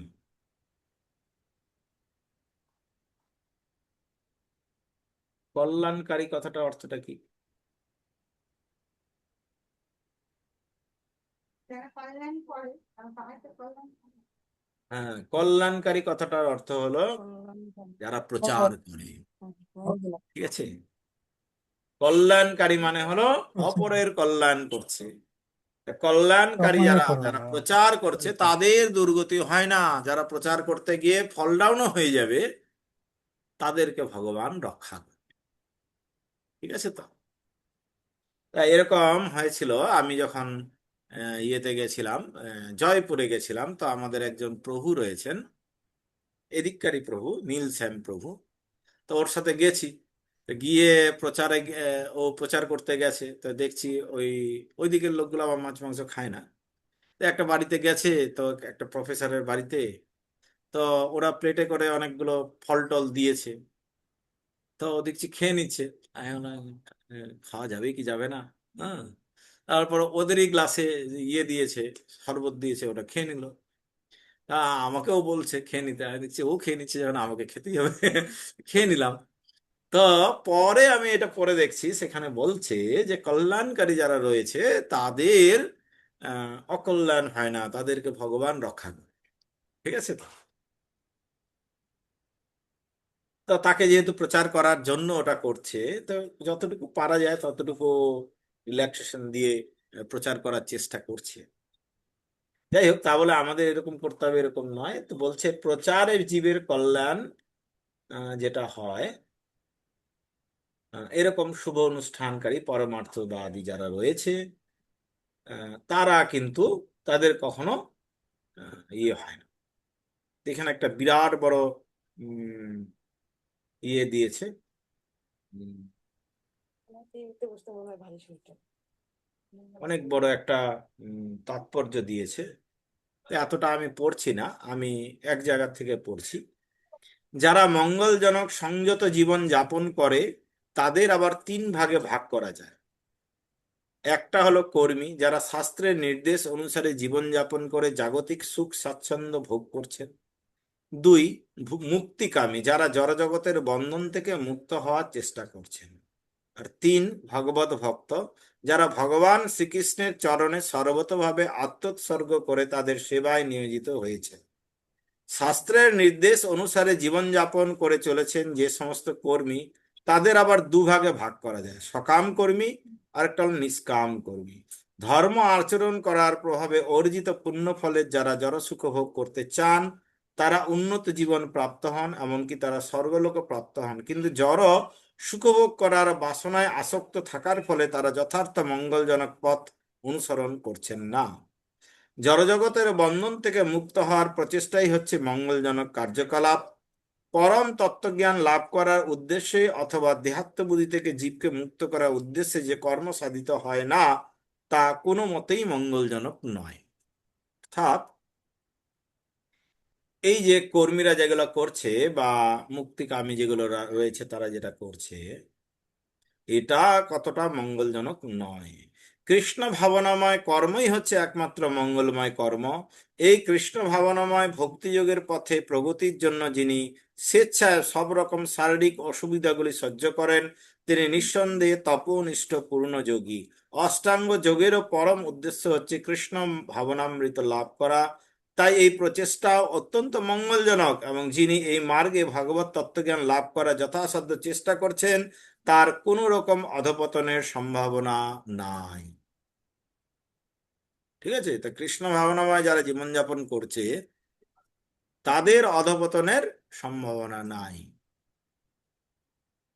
অথচ আমরা মাঝে মাঝে আলোচনা করি অমুক প্রভুটা আগে এরকম ছিল, ওর অধঃপতন হয়ে গেছে, হয় না? আমরা আমাদের মধ্যে আলোচনা হয় না, অমুকের একটু অধঃপতন হয়ে গেছে, আগে এরকম ছিল এখন এরকম হয়ে গেছে, ও পিছন দিকে পিছিয়ে গেছে, অধঃপতন হয়ে গেছে। আসলে ভগবান এখানে বলছেন যে তার তার কখনো সাময়িক একটা হতে পারে, কিন্তু তার কখনো অধঃপতন হয় না। তাকে কখনোই আর অধঃপতিত হয়ে আহ যমলোকে যেতে হবে না। ঠিক আছে। তো যদি করতে পারি, হুম হুম হুম। জল তো হবে না, এটা বুঝলাম, তোমাকে কখনোই জন্মকে যেতাম না। কিন্তু কৃষ্ণ ভগবান মতো যতটুকু এগিয়ে গেছে না সময় আমরা তাকে সময় নিজে পিছিয়ে যাই না, সেটা অত বুঝতে হবে না। মানে না, কৃষ্ণ ভগবানকে এখন আমরা আমরা একদম যেটা রয়েছি এটাকে বলা হয় ঘন তরলাত, অনিষ্ঠিত ভক্তির মধ্যে আমরা রয়েছি।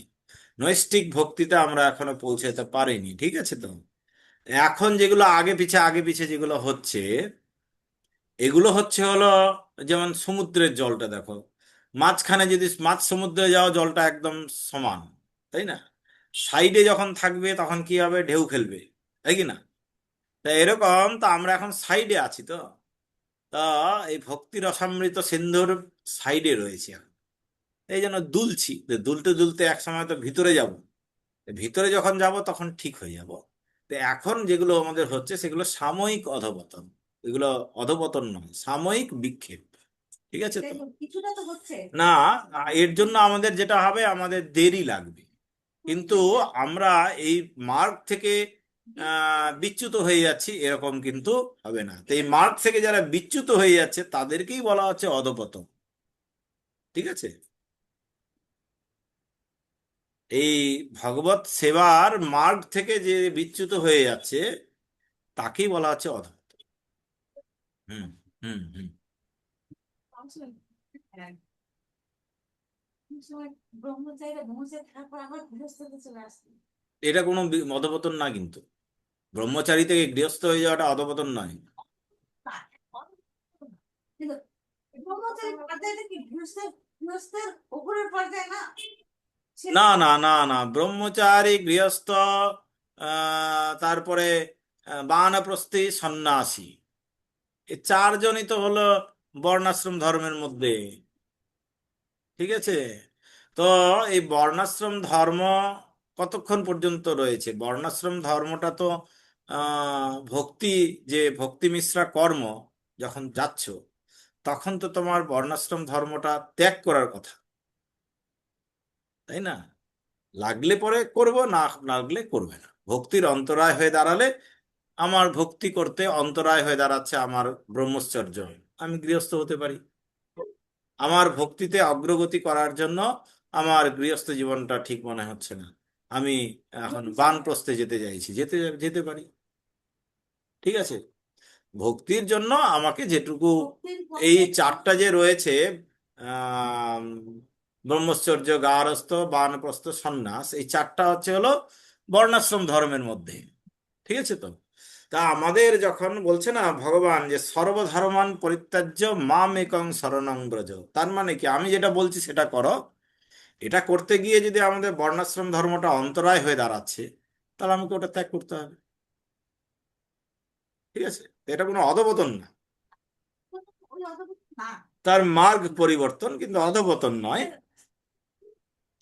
এটা আমরা বুঝছি যে দেখো আসলে যে এরকম বিয়ে করে ফেলছে, তো তার মনটা তো বিক্ষিপ্ত হয়ে গেছে, তাই না? শিক্ষিত হয়েছে এখন যদি বিক্ষিপ্ত যখন হয়ে গেছে, তখন যদি ওইরকম অবস্থাতেই জব করতে থাকে, মনটাকে কন্ট্রোল করতে পারবে?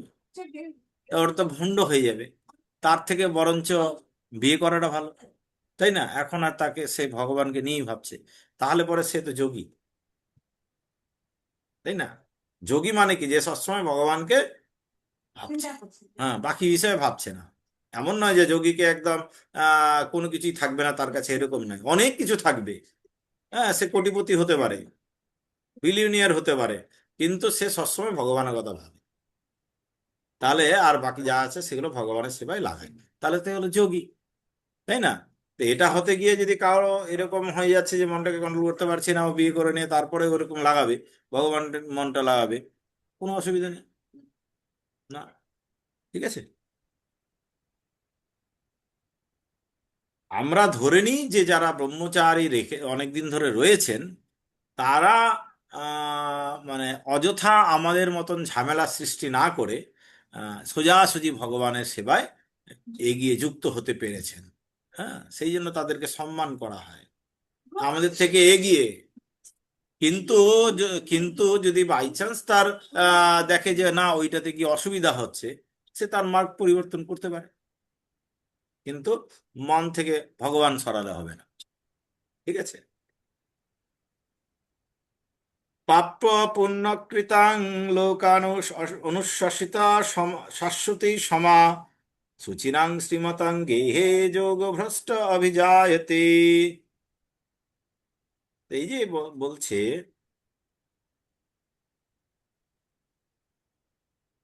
প্রাপ্য পুণ্যকৃতান লোকান অনুশাসিতা শাশ্বতী সমা শুচিরাং শ্রীমতাং গে যোগ ভ্রষ্ট অভিজায়। এই যে যোগভ্রষ্ট ব্যক্তি পুণ্যবানদের প্রাপ্য স্বর্গাদি লোকসমূহে বহুকাল বাস করে সদাচারী ব্রাহ্মণদের গৃহে অথবা শ্রীমান ধনী বণিকদের গৃহে জন্মগ্রহণ করেন। এই ফ্যাসিলিটিটা কাদের জন্য, কোন যোগীদের জন্য এটা? যোগভ্রষ্ট ব্যক্তি যেগুলো বলা হচ্ছে, যোগভ্রষ্ট ব্যক্তির আহ যোগ করতে মিনিমাম কোয়ালিফিকেশনটা কি, মিনিমাম কোন কোয়ালিফিকেশনে থাকলে এই ফ্যাসিলিটিটা পাওয়া যাবে? যোগভ্রষ্ট হয়ে গিয়ে আবার আমি স্বর্গে যাচ্ছি এবং তারপরে এসে কোনো সূচি বা কোনো একটা ব্রাহ্মণের গৃহে বা কোনো একটা যোগের গৃহে জন্মগ্রহণ করে আবার করার সুযোগ পাচ্ছি, এটা কোন স্তরে, এই যোগ সিঁড়ির মধ্যে কোন স্তরে থাকলে পরে আমি এইটা পাবো, বলুন।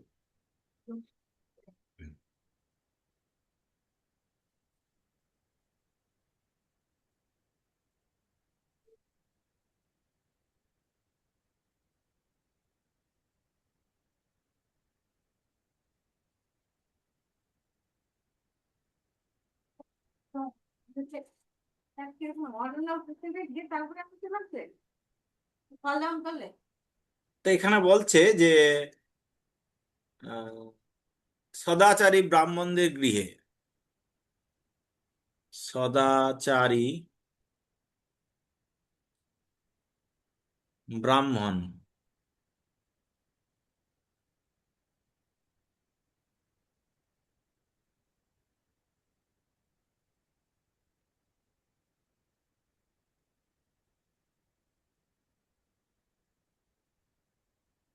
জন্ম, এই দুরকম জন্ম বললো, কিন্তু একে সদাচারী গৃহের জন্মগ্রহণ করবে, আরেকটা বলছে ধনী বণিক।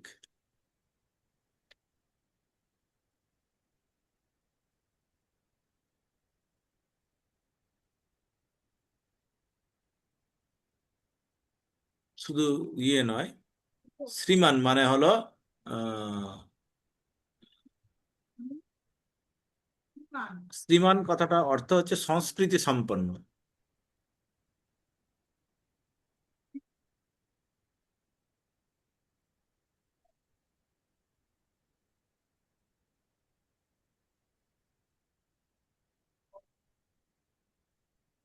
ধনী বণিক গৃহে।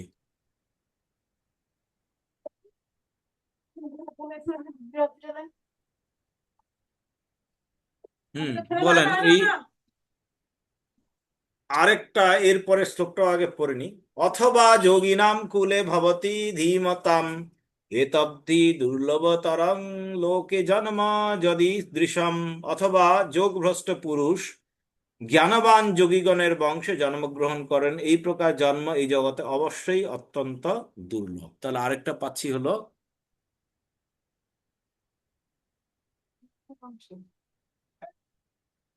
জ্ঞানবান যোগীদের বংশে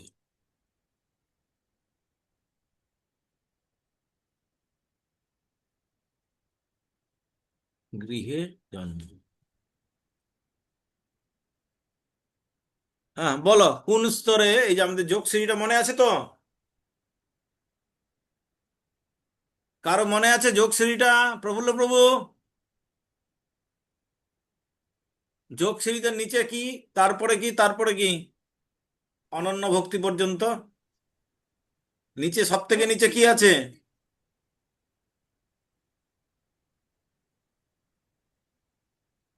ভুলে গেছেন নাকি? ভুলে গেছি। হ্যাঁ, রূপা মাতাজি,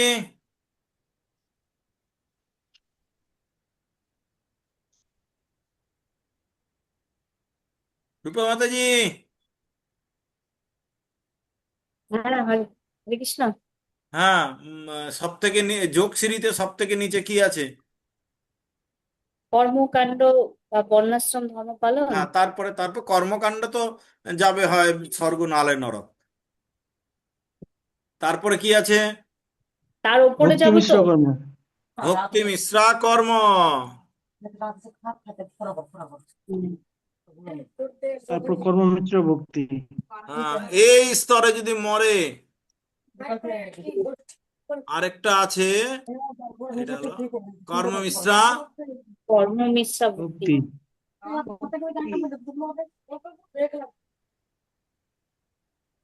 কর্ম মিশ্রা ভক্তি।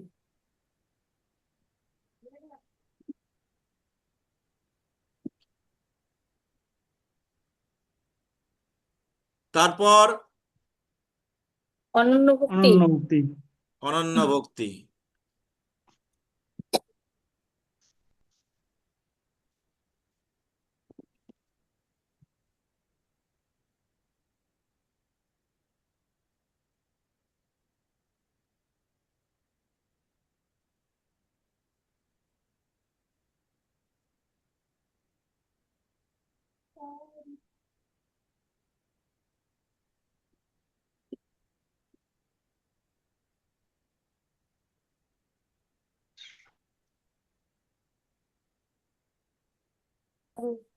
এই যে বলছে যে সদাচারী ব্রাহ্মণ গৃহে জন্ম হবে, কি কর্ম মিশ্রা ভক্তি যদি থাকে, এই স্তরে যদি মরেন, হুম, তাহলে পরে সদাচারী ব্রাহ্মণ গৃহে জন্মগ্রহণ করবে। ঠিক আছে। সংস্কৃতি সম্পন্ন ধনী বণিকের গৃহে কে জন্ম করবে? ভক্তি মিশ্রা কর্মেতে যদি মরে যান। ঠিক আছে। আর জ্ঞানবান যোগীদের গৃহে জন্ম হবে যদি অনন্য ভক্তি থেকে একটু আর বাকি আছে, হঠাৎ মরে গেছেন কোনো কারণে। ঠিক আছে। তাহলে পরে কি হবে না, আপনার যোগীদের ঘরে জন্ম হবে। এই তিন রকম জন্ম হবে। তার আগে আপনি স্বর্গাদি লোকসমূহে বহুকাল বাস করতে পারবেন। তো এখন বলছে যে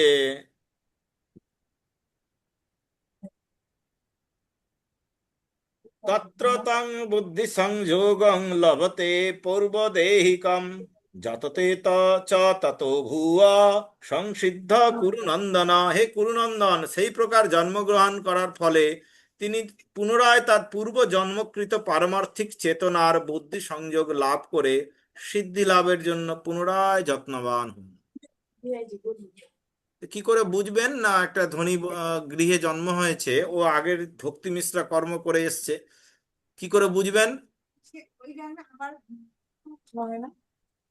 না, সে কৃষ্ণ ভৌতিক দেখে অটোমেটিকলি কি হবে না, আকর্ষিত হয়ে যাবে।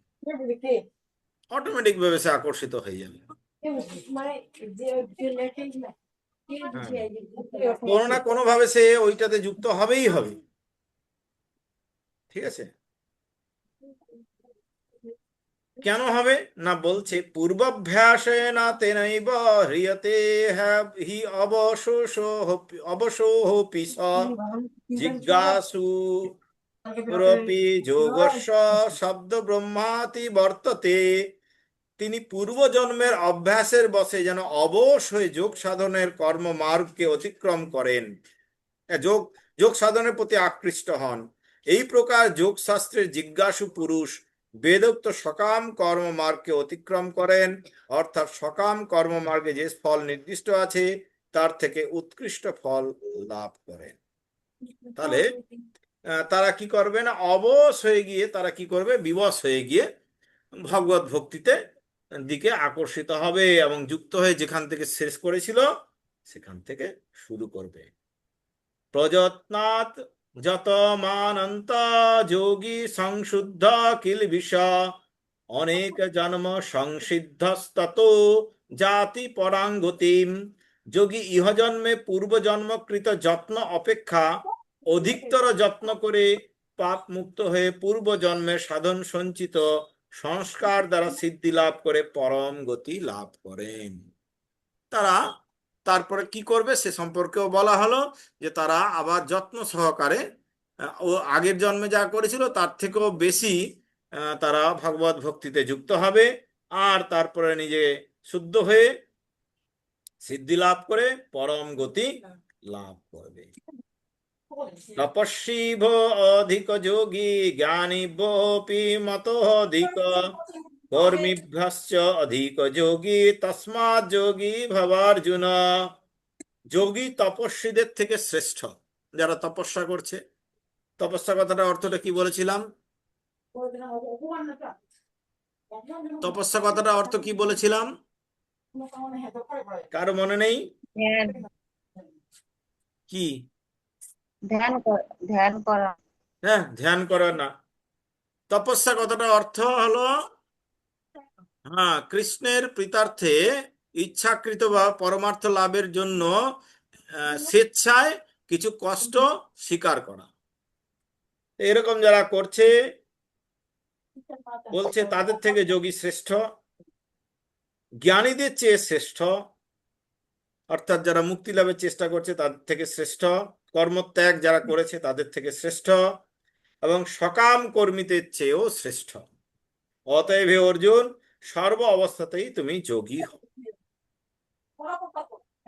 বলছে যে ভগবান এখানে বলছে অর্জুনকে যে তুমি যোগী হও, তুমি ওইসব তপস্যা করতে যেও না, তুমি ওই জ্ঞান চর্চাও করতে যেও না, তুমি সকাম কর্মীও হও না, তুমি কি হও না, যোগী হও। যোগী মানে, একটু আগে যোগীর কথা বললাম, যোগী মানে কে? যে কৃষ্ণ ভাবনামৃতে ভগবানের সেবা করছে প্লাস প্রচার করছে, অপরের কল্যাণ করছে। ঠিক আছে, এটাই হও। এখন তিনি বলছেন যোগিনাম অপি সর্বেষাং মদ্গতেন অন্তরাত্মনা শ্রদ্ধাবান ভজতে যো মাং সমে যুক্ততমো মত। যিনি শ্রদ্ধা সহকারে মদগত চিত্তে আমার ভজনা করেন তিনি সবচেয়ে অন্তরঙ্গ ভাবে আমার সাথে যুক্ত, এবং তিনি সমস্ত যোগীদের মধ্যে শ্রেষ্ঠ, সেটি আমার অভিমত। বলছে যে শ্রদ্ধা সহকারে, শ্রদ্ধা কথাটা অর্থটা কি?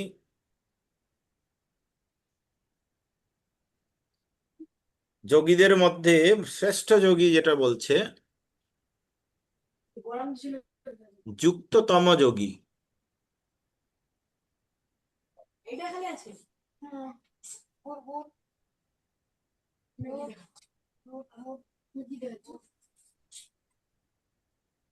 যুক্ততম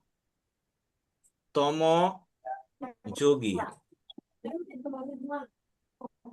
হ্যাঁ, এর বৈশিষ্ট্য যেটা বলছে সমে যুক্ততম মত, মানে সে যোগীদের মধ্যে শ্রেষ্ঠ বা শ্রেষ্ঠ যোগী, যুক্ততম বা শ্রেষ্ঠ।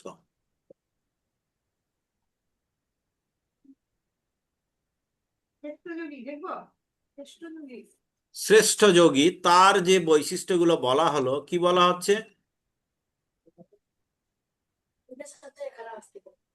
এক নম্বর হচ্ছে হলো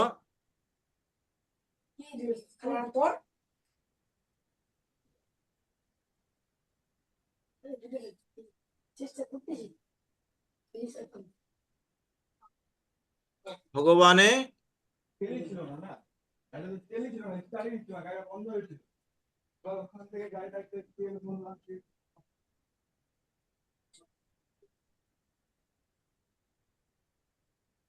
শ্রদ্ধা, প্রবল শ্রদ্ধা বা অগাধ শ্রদ্ধা। দুই নম্বর হচ্ছে যে মদগত চিত্তে, অর্থাৎ মনে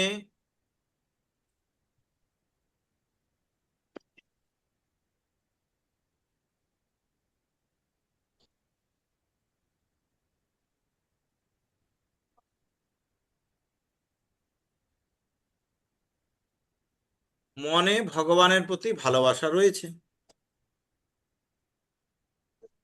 তারপরে বলছে আমার ভজনা করেন। হুম, তাহলে ভগবানের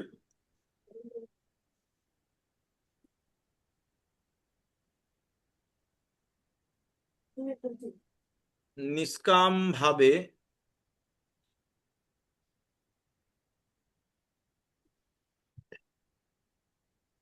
সেবা করেন।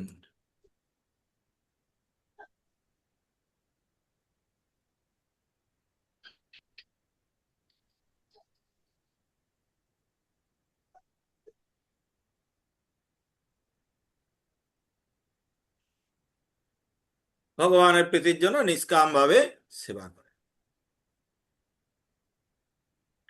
তিনি সবচেয়ে অন্তরঙ্গভাবে আমার সাথে যুক্ত, তিনি সমস্ত যোগীদের মধ্যে শ্রেষ্ঠ। এই তিনটা বৈশিষ্ট্য থাকতে হবে। ভগবানের প্রবল শ্রদ্ধা।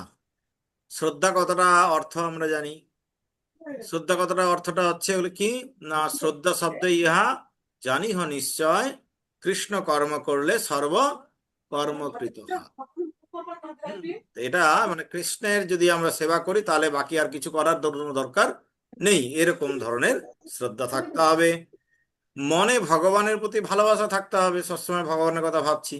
হ্যাঁ, মদগত চিত্তে, মদগত মানে ভগবানের প্রতি খুব মন রয়েছে, মনটা নিবদ্ধ।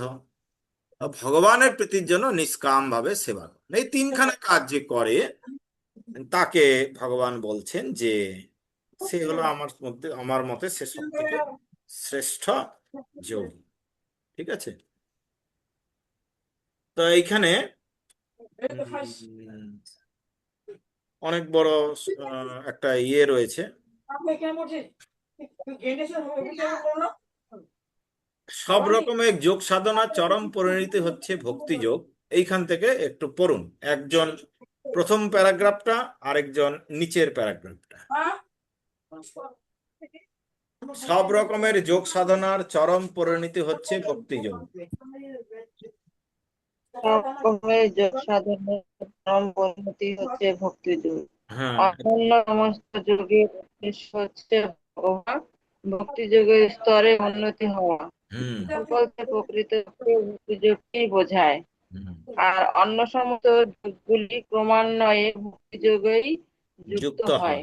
অর্থাৎ আমরা কর্মযোগ, যেটা হ্যাঁ, দেখলাম, অন্য অন্য যেগুলো রয়েছে কর্মযোগ বা জ্ঞান যোগ বা হঠযোগ, সেগুলো কি হচ্ছে না সাথে সাথে ভক্তি মিশ্রিত হয়ে ধীরে ধীরে ধীরে ধীরে সে অনন্য ভক্তিতে গিয়েই শেষ হচ্ছে, তাই তো?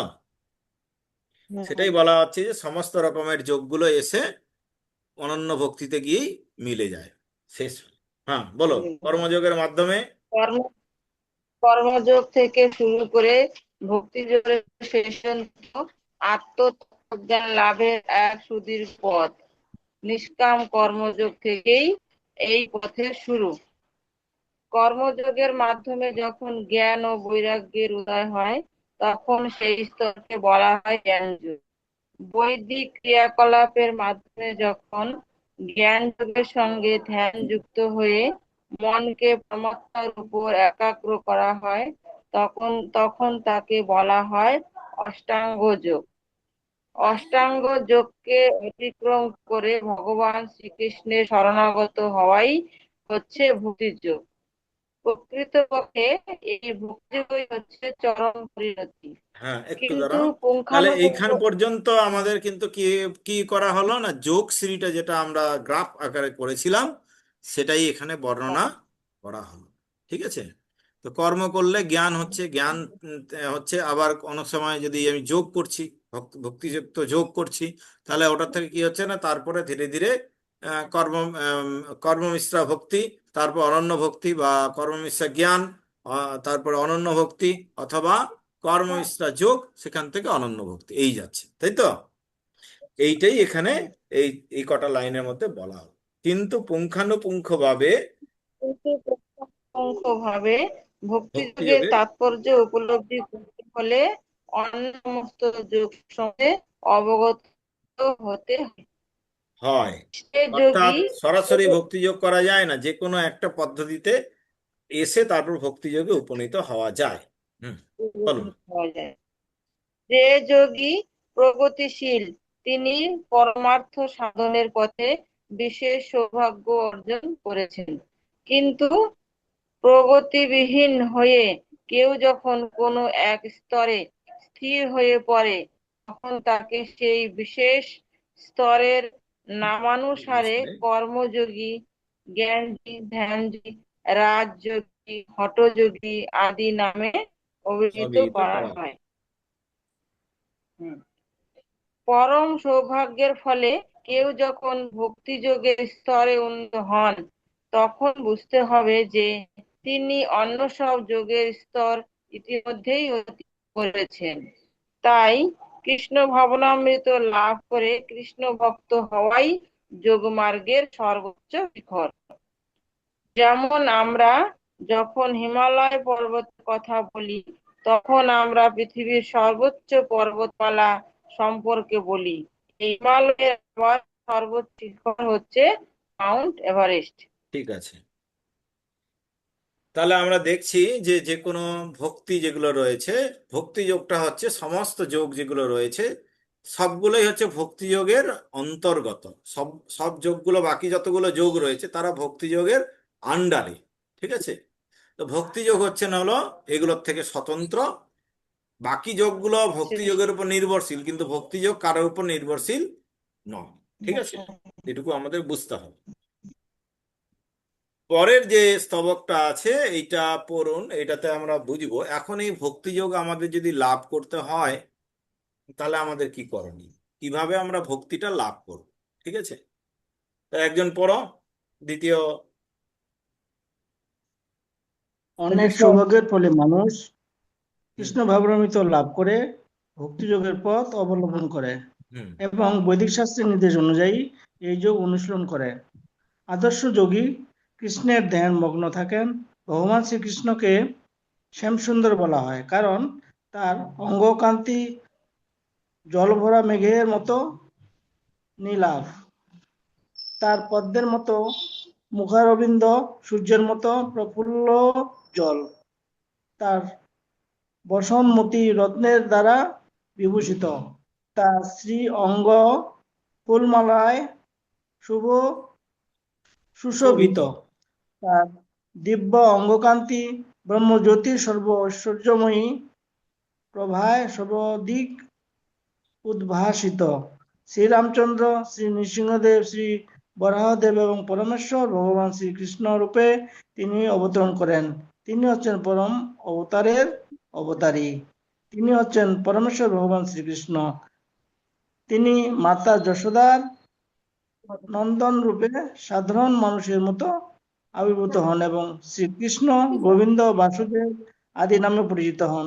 তিনি হচ্ছেন আদর্শ সন্তান, আদর্শ পতি, আদর্শ সখা, আদর্শ প্রভু।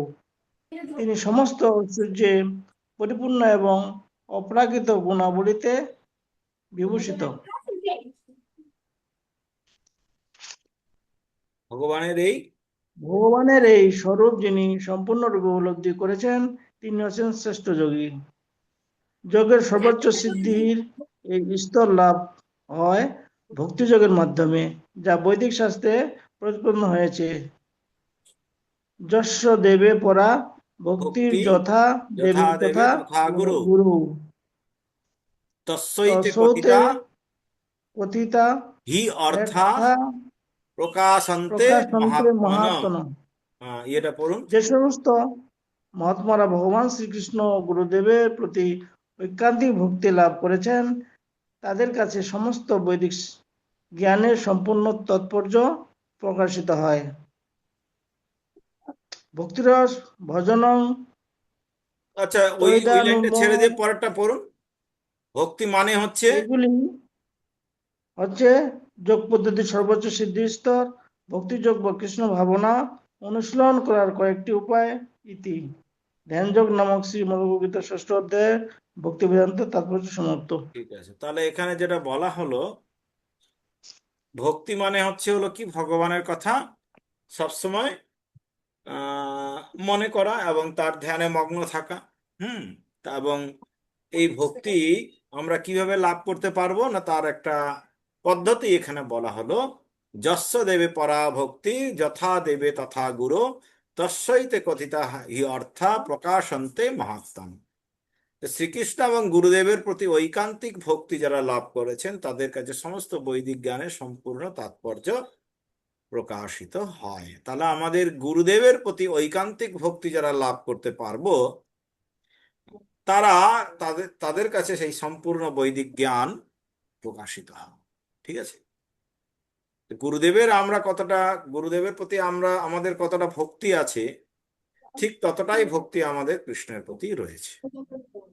তো গুরুদেবের ভক্তি 10% যদি হয়, তাহলে কৃষ্ণের প্রতি আমাদের ভক্তি 10%। ঠিক আছে, তো গুরুদেবের প্রতি আমাদের ভক্তি থাকতে হবে। গুরুদেবের যদি আমরা নিষ্কাম ভাবে সেবা করি, ভক্তি মানে কি? নিষ্কাম ভাবে সেবা করা, প্রীতি অর্জন, প্রীতার্থে।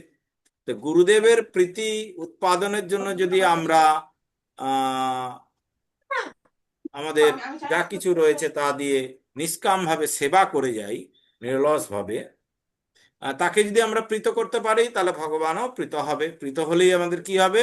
না, ভক্তি লাভ হবে। ঠিক আছে, তা ভক্তি লাভ করার জন্য আমাদের এটাই একমাত্র উপায়। এইরকম একজন যুক্ত অর্থাৎ শ্রেষ্ঠ যোগী হওয়ার খেতে গেলে ভগবানের প্রতি প্রবল শ্রদ্ধা, এই জায়গাটায় লিখে নিন। ভগবানের প্রতি শ্রদ্ধা মানেটা হচ্ছে গুরুদেবের প্রতি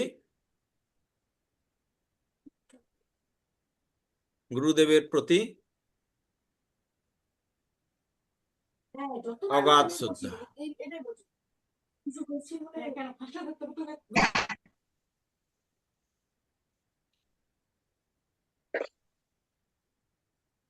পরিষ্কার, গুরুদেবের প্রতি অগাধ শ্রদ্ধা।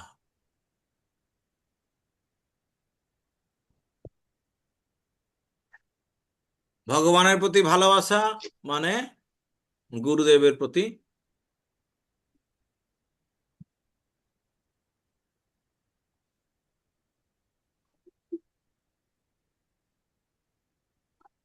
ভালোবাসা।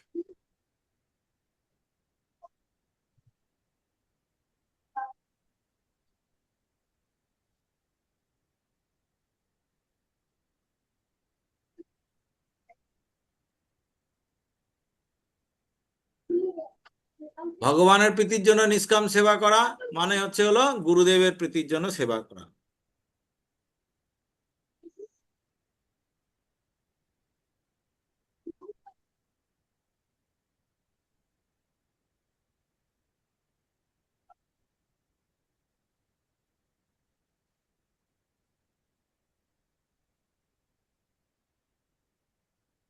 এই ভগবান তো আমাদের সামনে এখন নেই, কিন্তু আমরা যদি এই কাজগুলোই গুরুদেবের জন্য করি। কি হলো রে বাবা?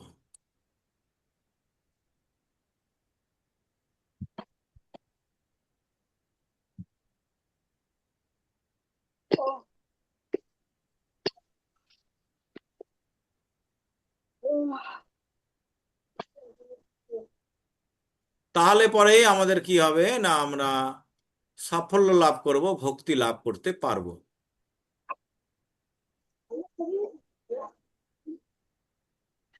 ঠিক আছে, তো এই পর্যন্ত ভগবান এই ধ্যান যোগ অধ্যায় এই পর্যন্ত তিনি বলছেন। ঠিক আছে, ভক্তি লাভের একমাত্র সূত্র গুরুদেবের প্রতি নিষ্কাম কর্ম করা, তার সেবা করা, তার যে নির্দেশ সেটা যথাযথভাবে পালন করা। ঠিক আছে, এটাই হচ্ছে আমাদের একমাত্র কর্তব্য ভক্তি লাভের জন্য। ঠিক আছে, আমরা যদি মনে করি যে আমরা যেহেতু কর্ম মিশ্রা ভক্তি মিশ্রা কর্ম করছি, আরেকবার তো চান্স পাবোই, তাহলে যেরকম আছে এই জীবনটা নাই এরকমই যাক। তো তাহলে সেটা আমাদের পক্ষে কি হবে না, গুরুদেবকে অবজ্ঞা করা হবে।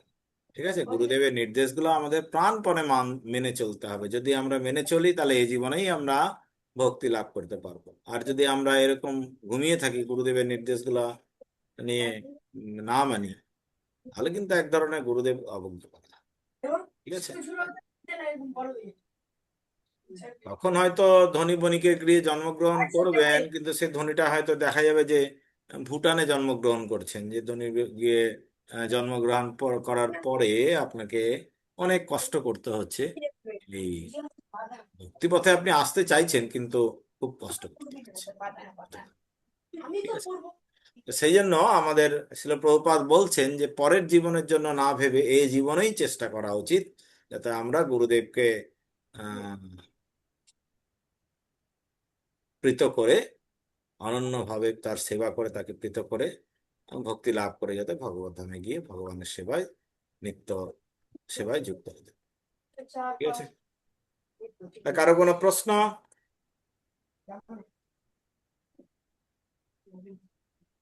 কারো কোনো প্রশ্ন?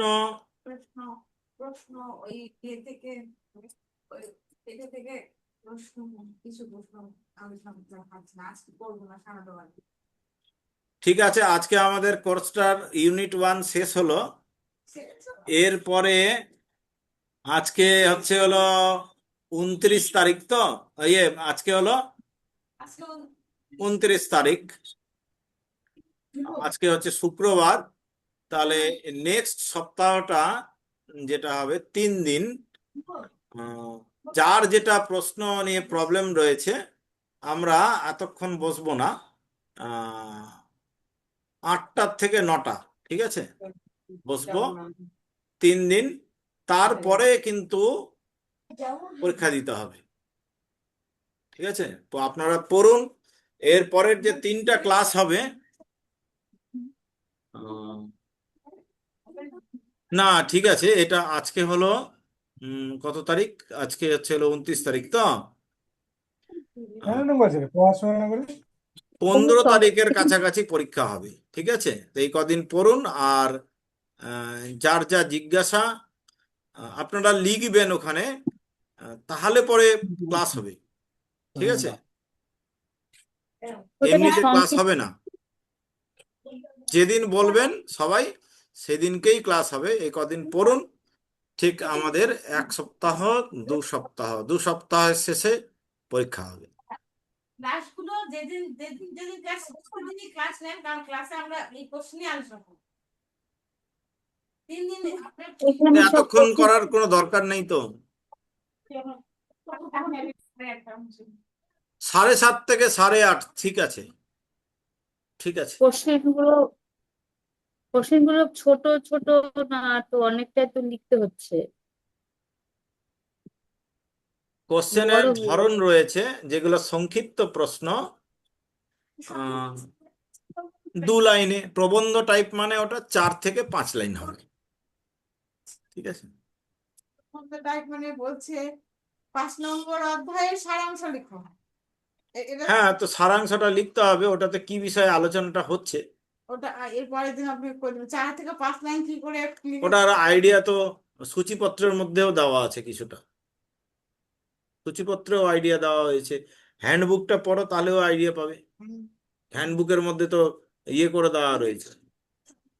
তাহলে যেটা অধ্যয়ন করবো ওখানে পড়লেও, ওখান থেকে পড়লেও ব্যাপারটা বুঝতে পারবে। নিজের ভাষায় লেখো 5-7 লাইনে।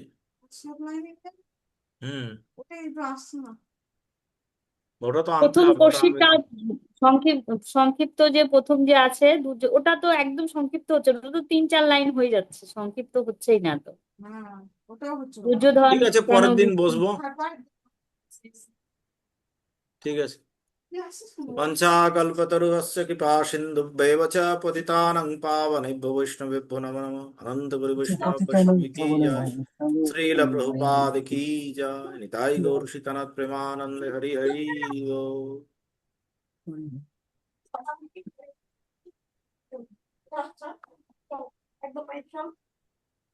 একদম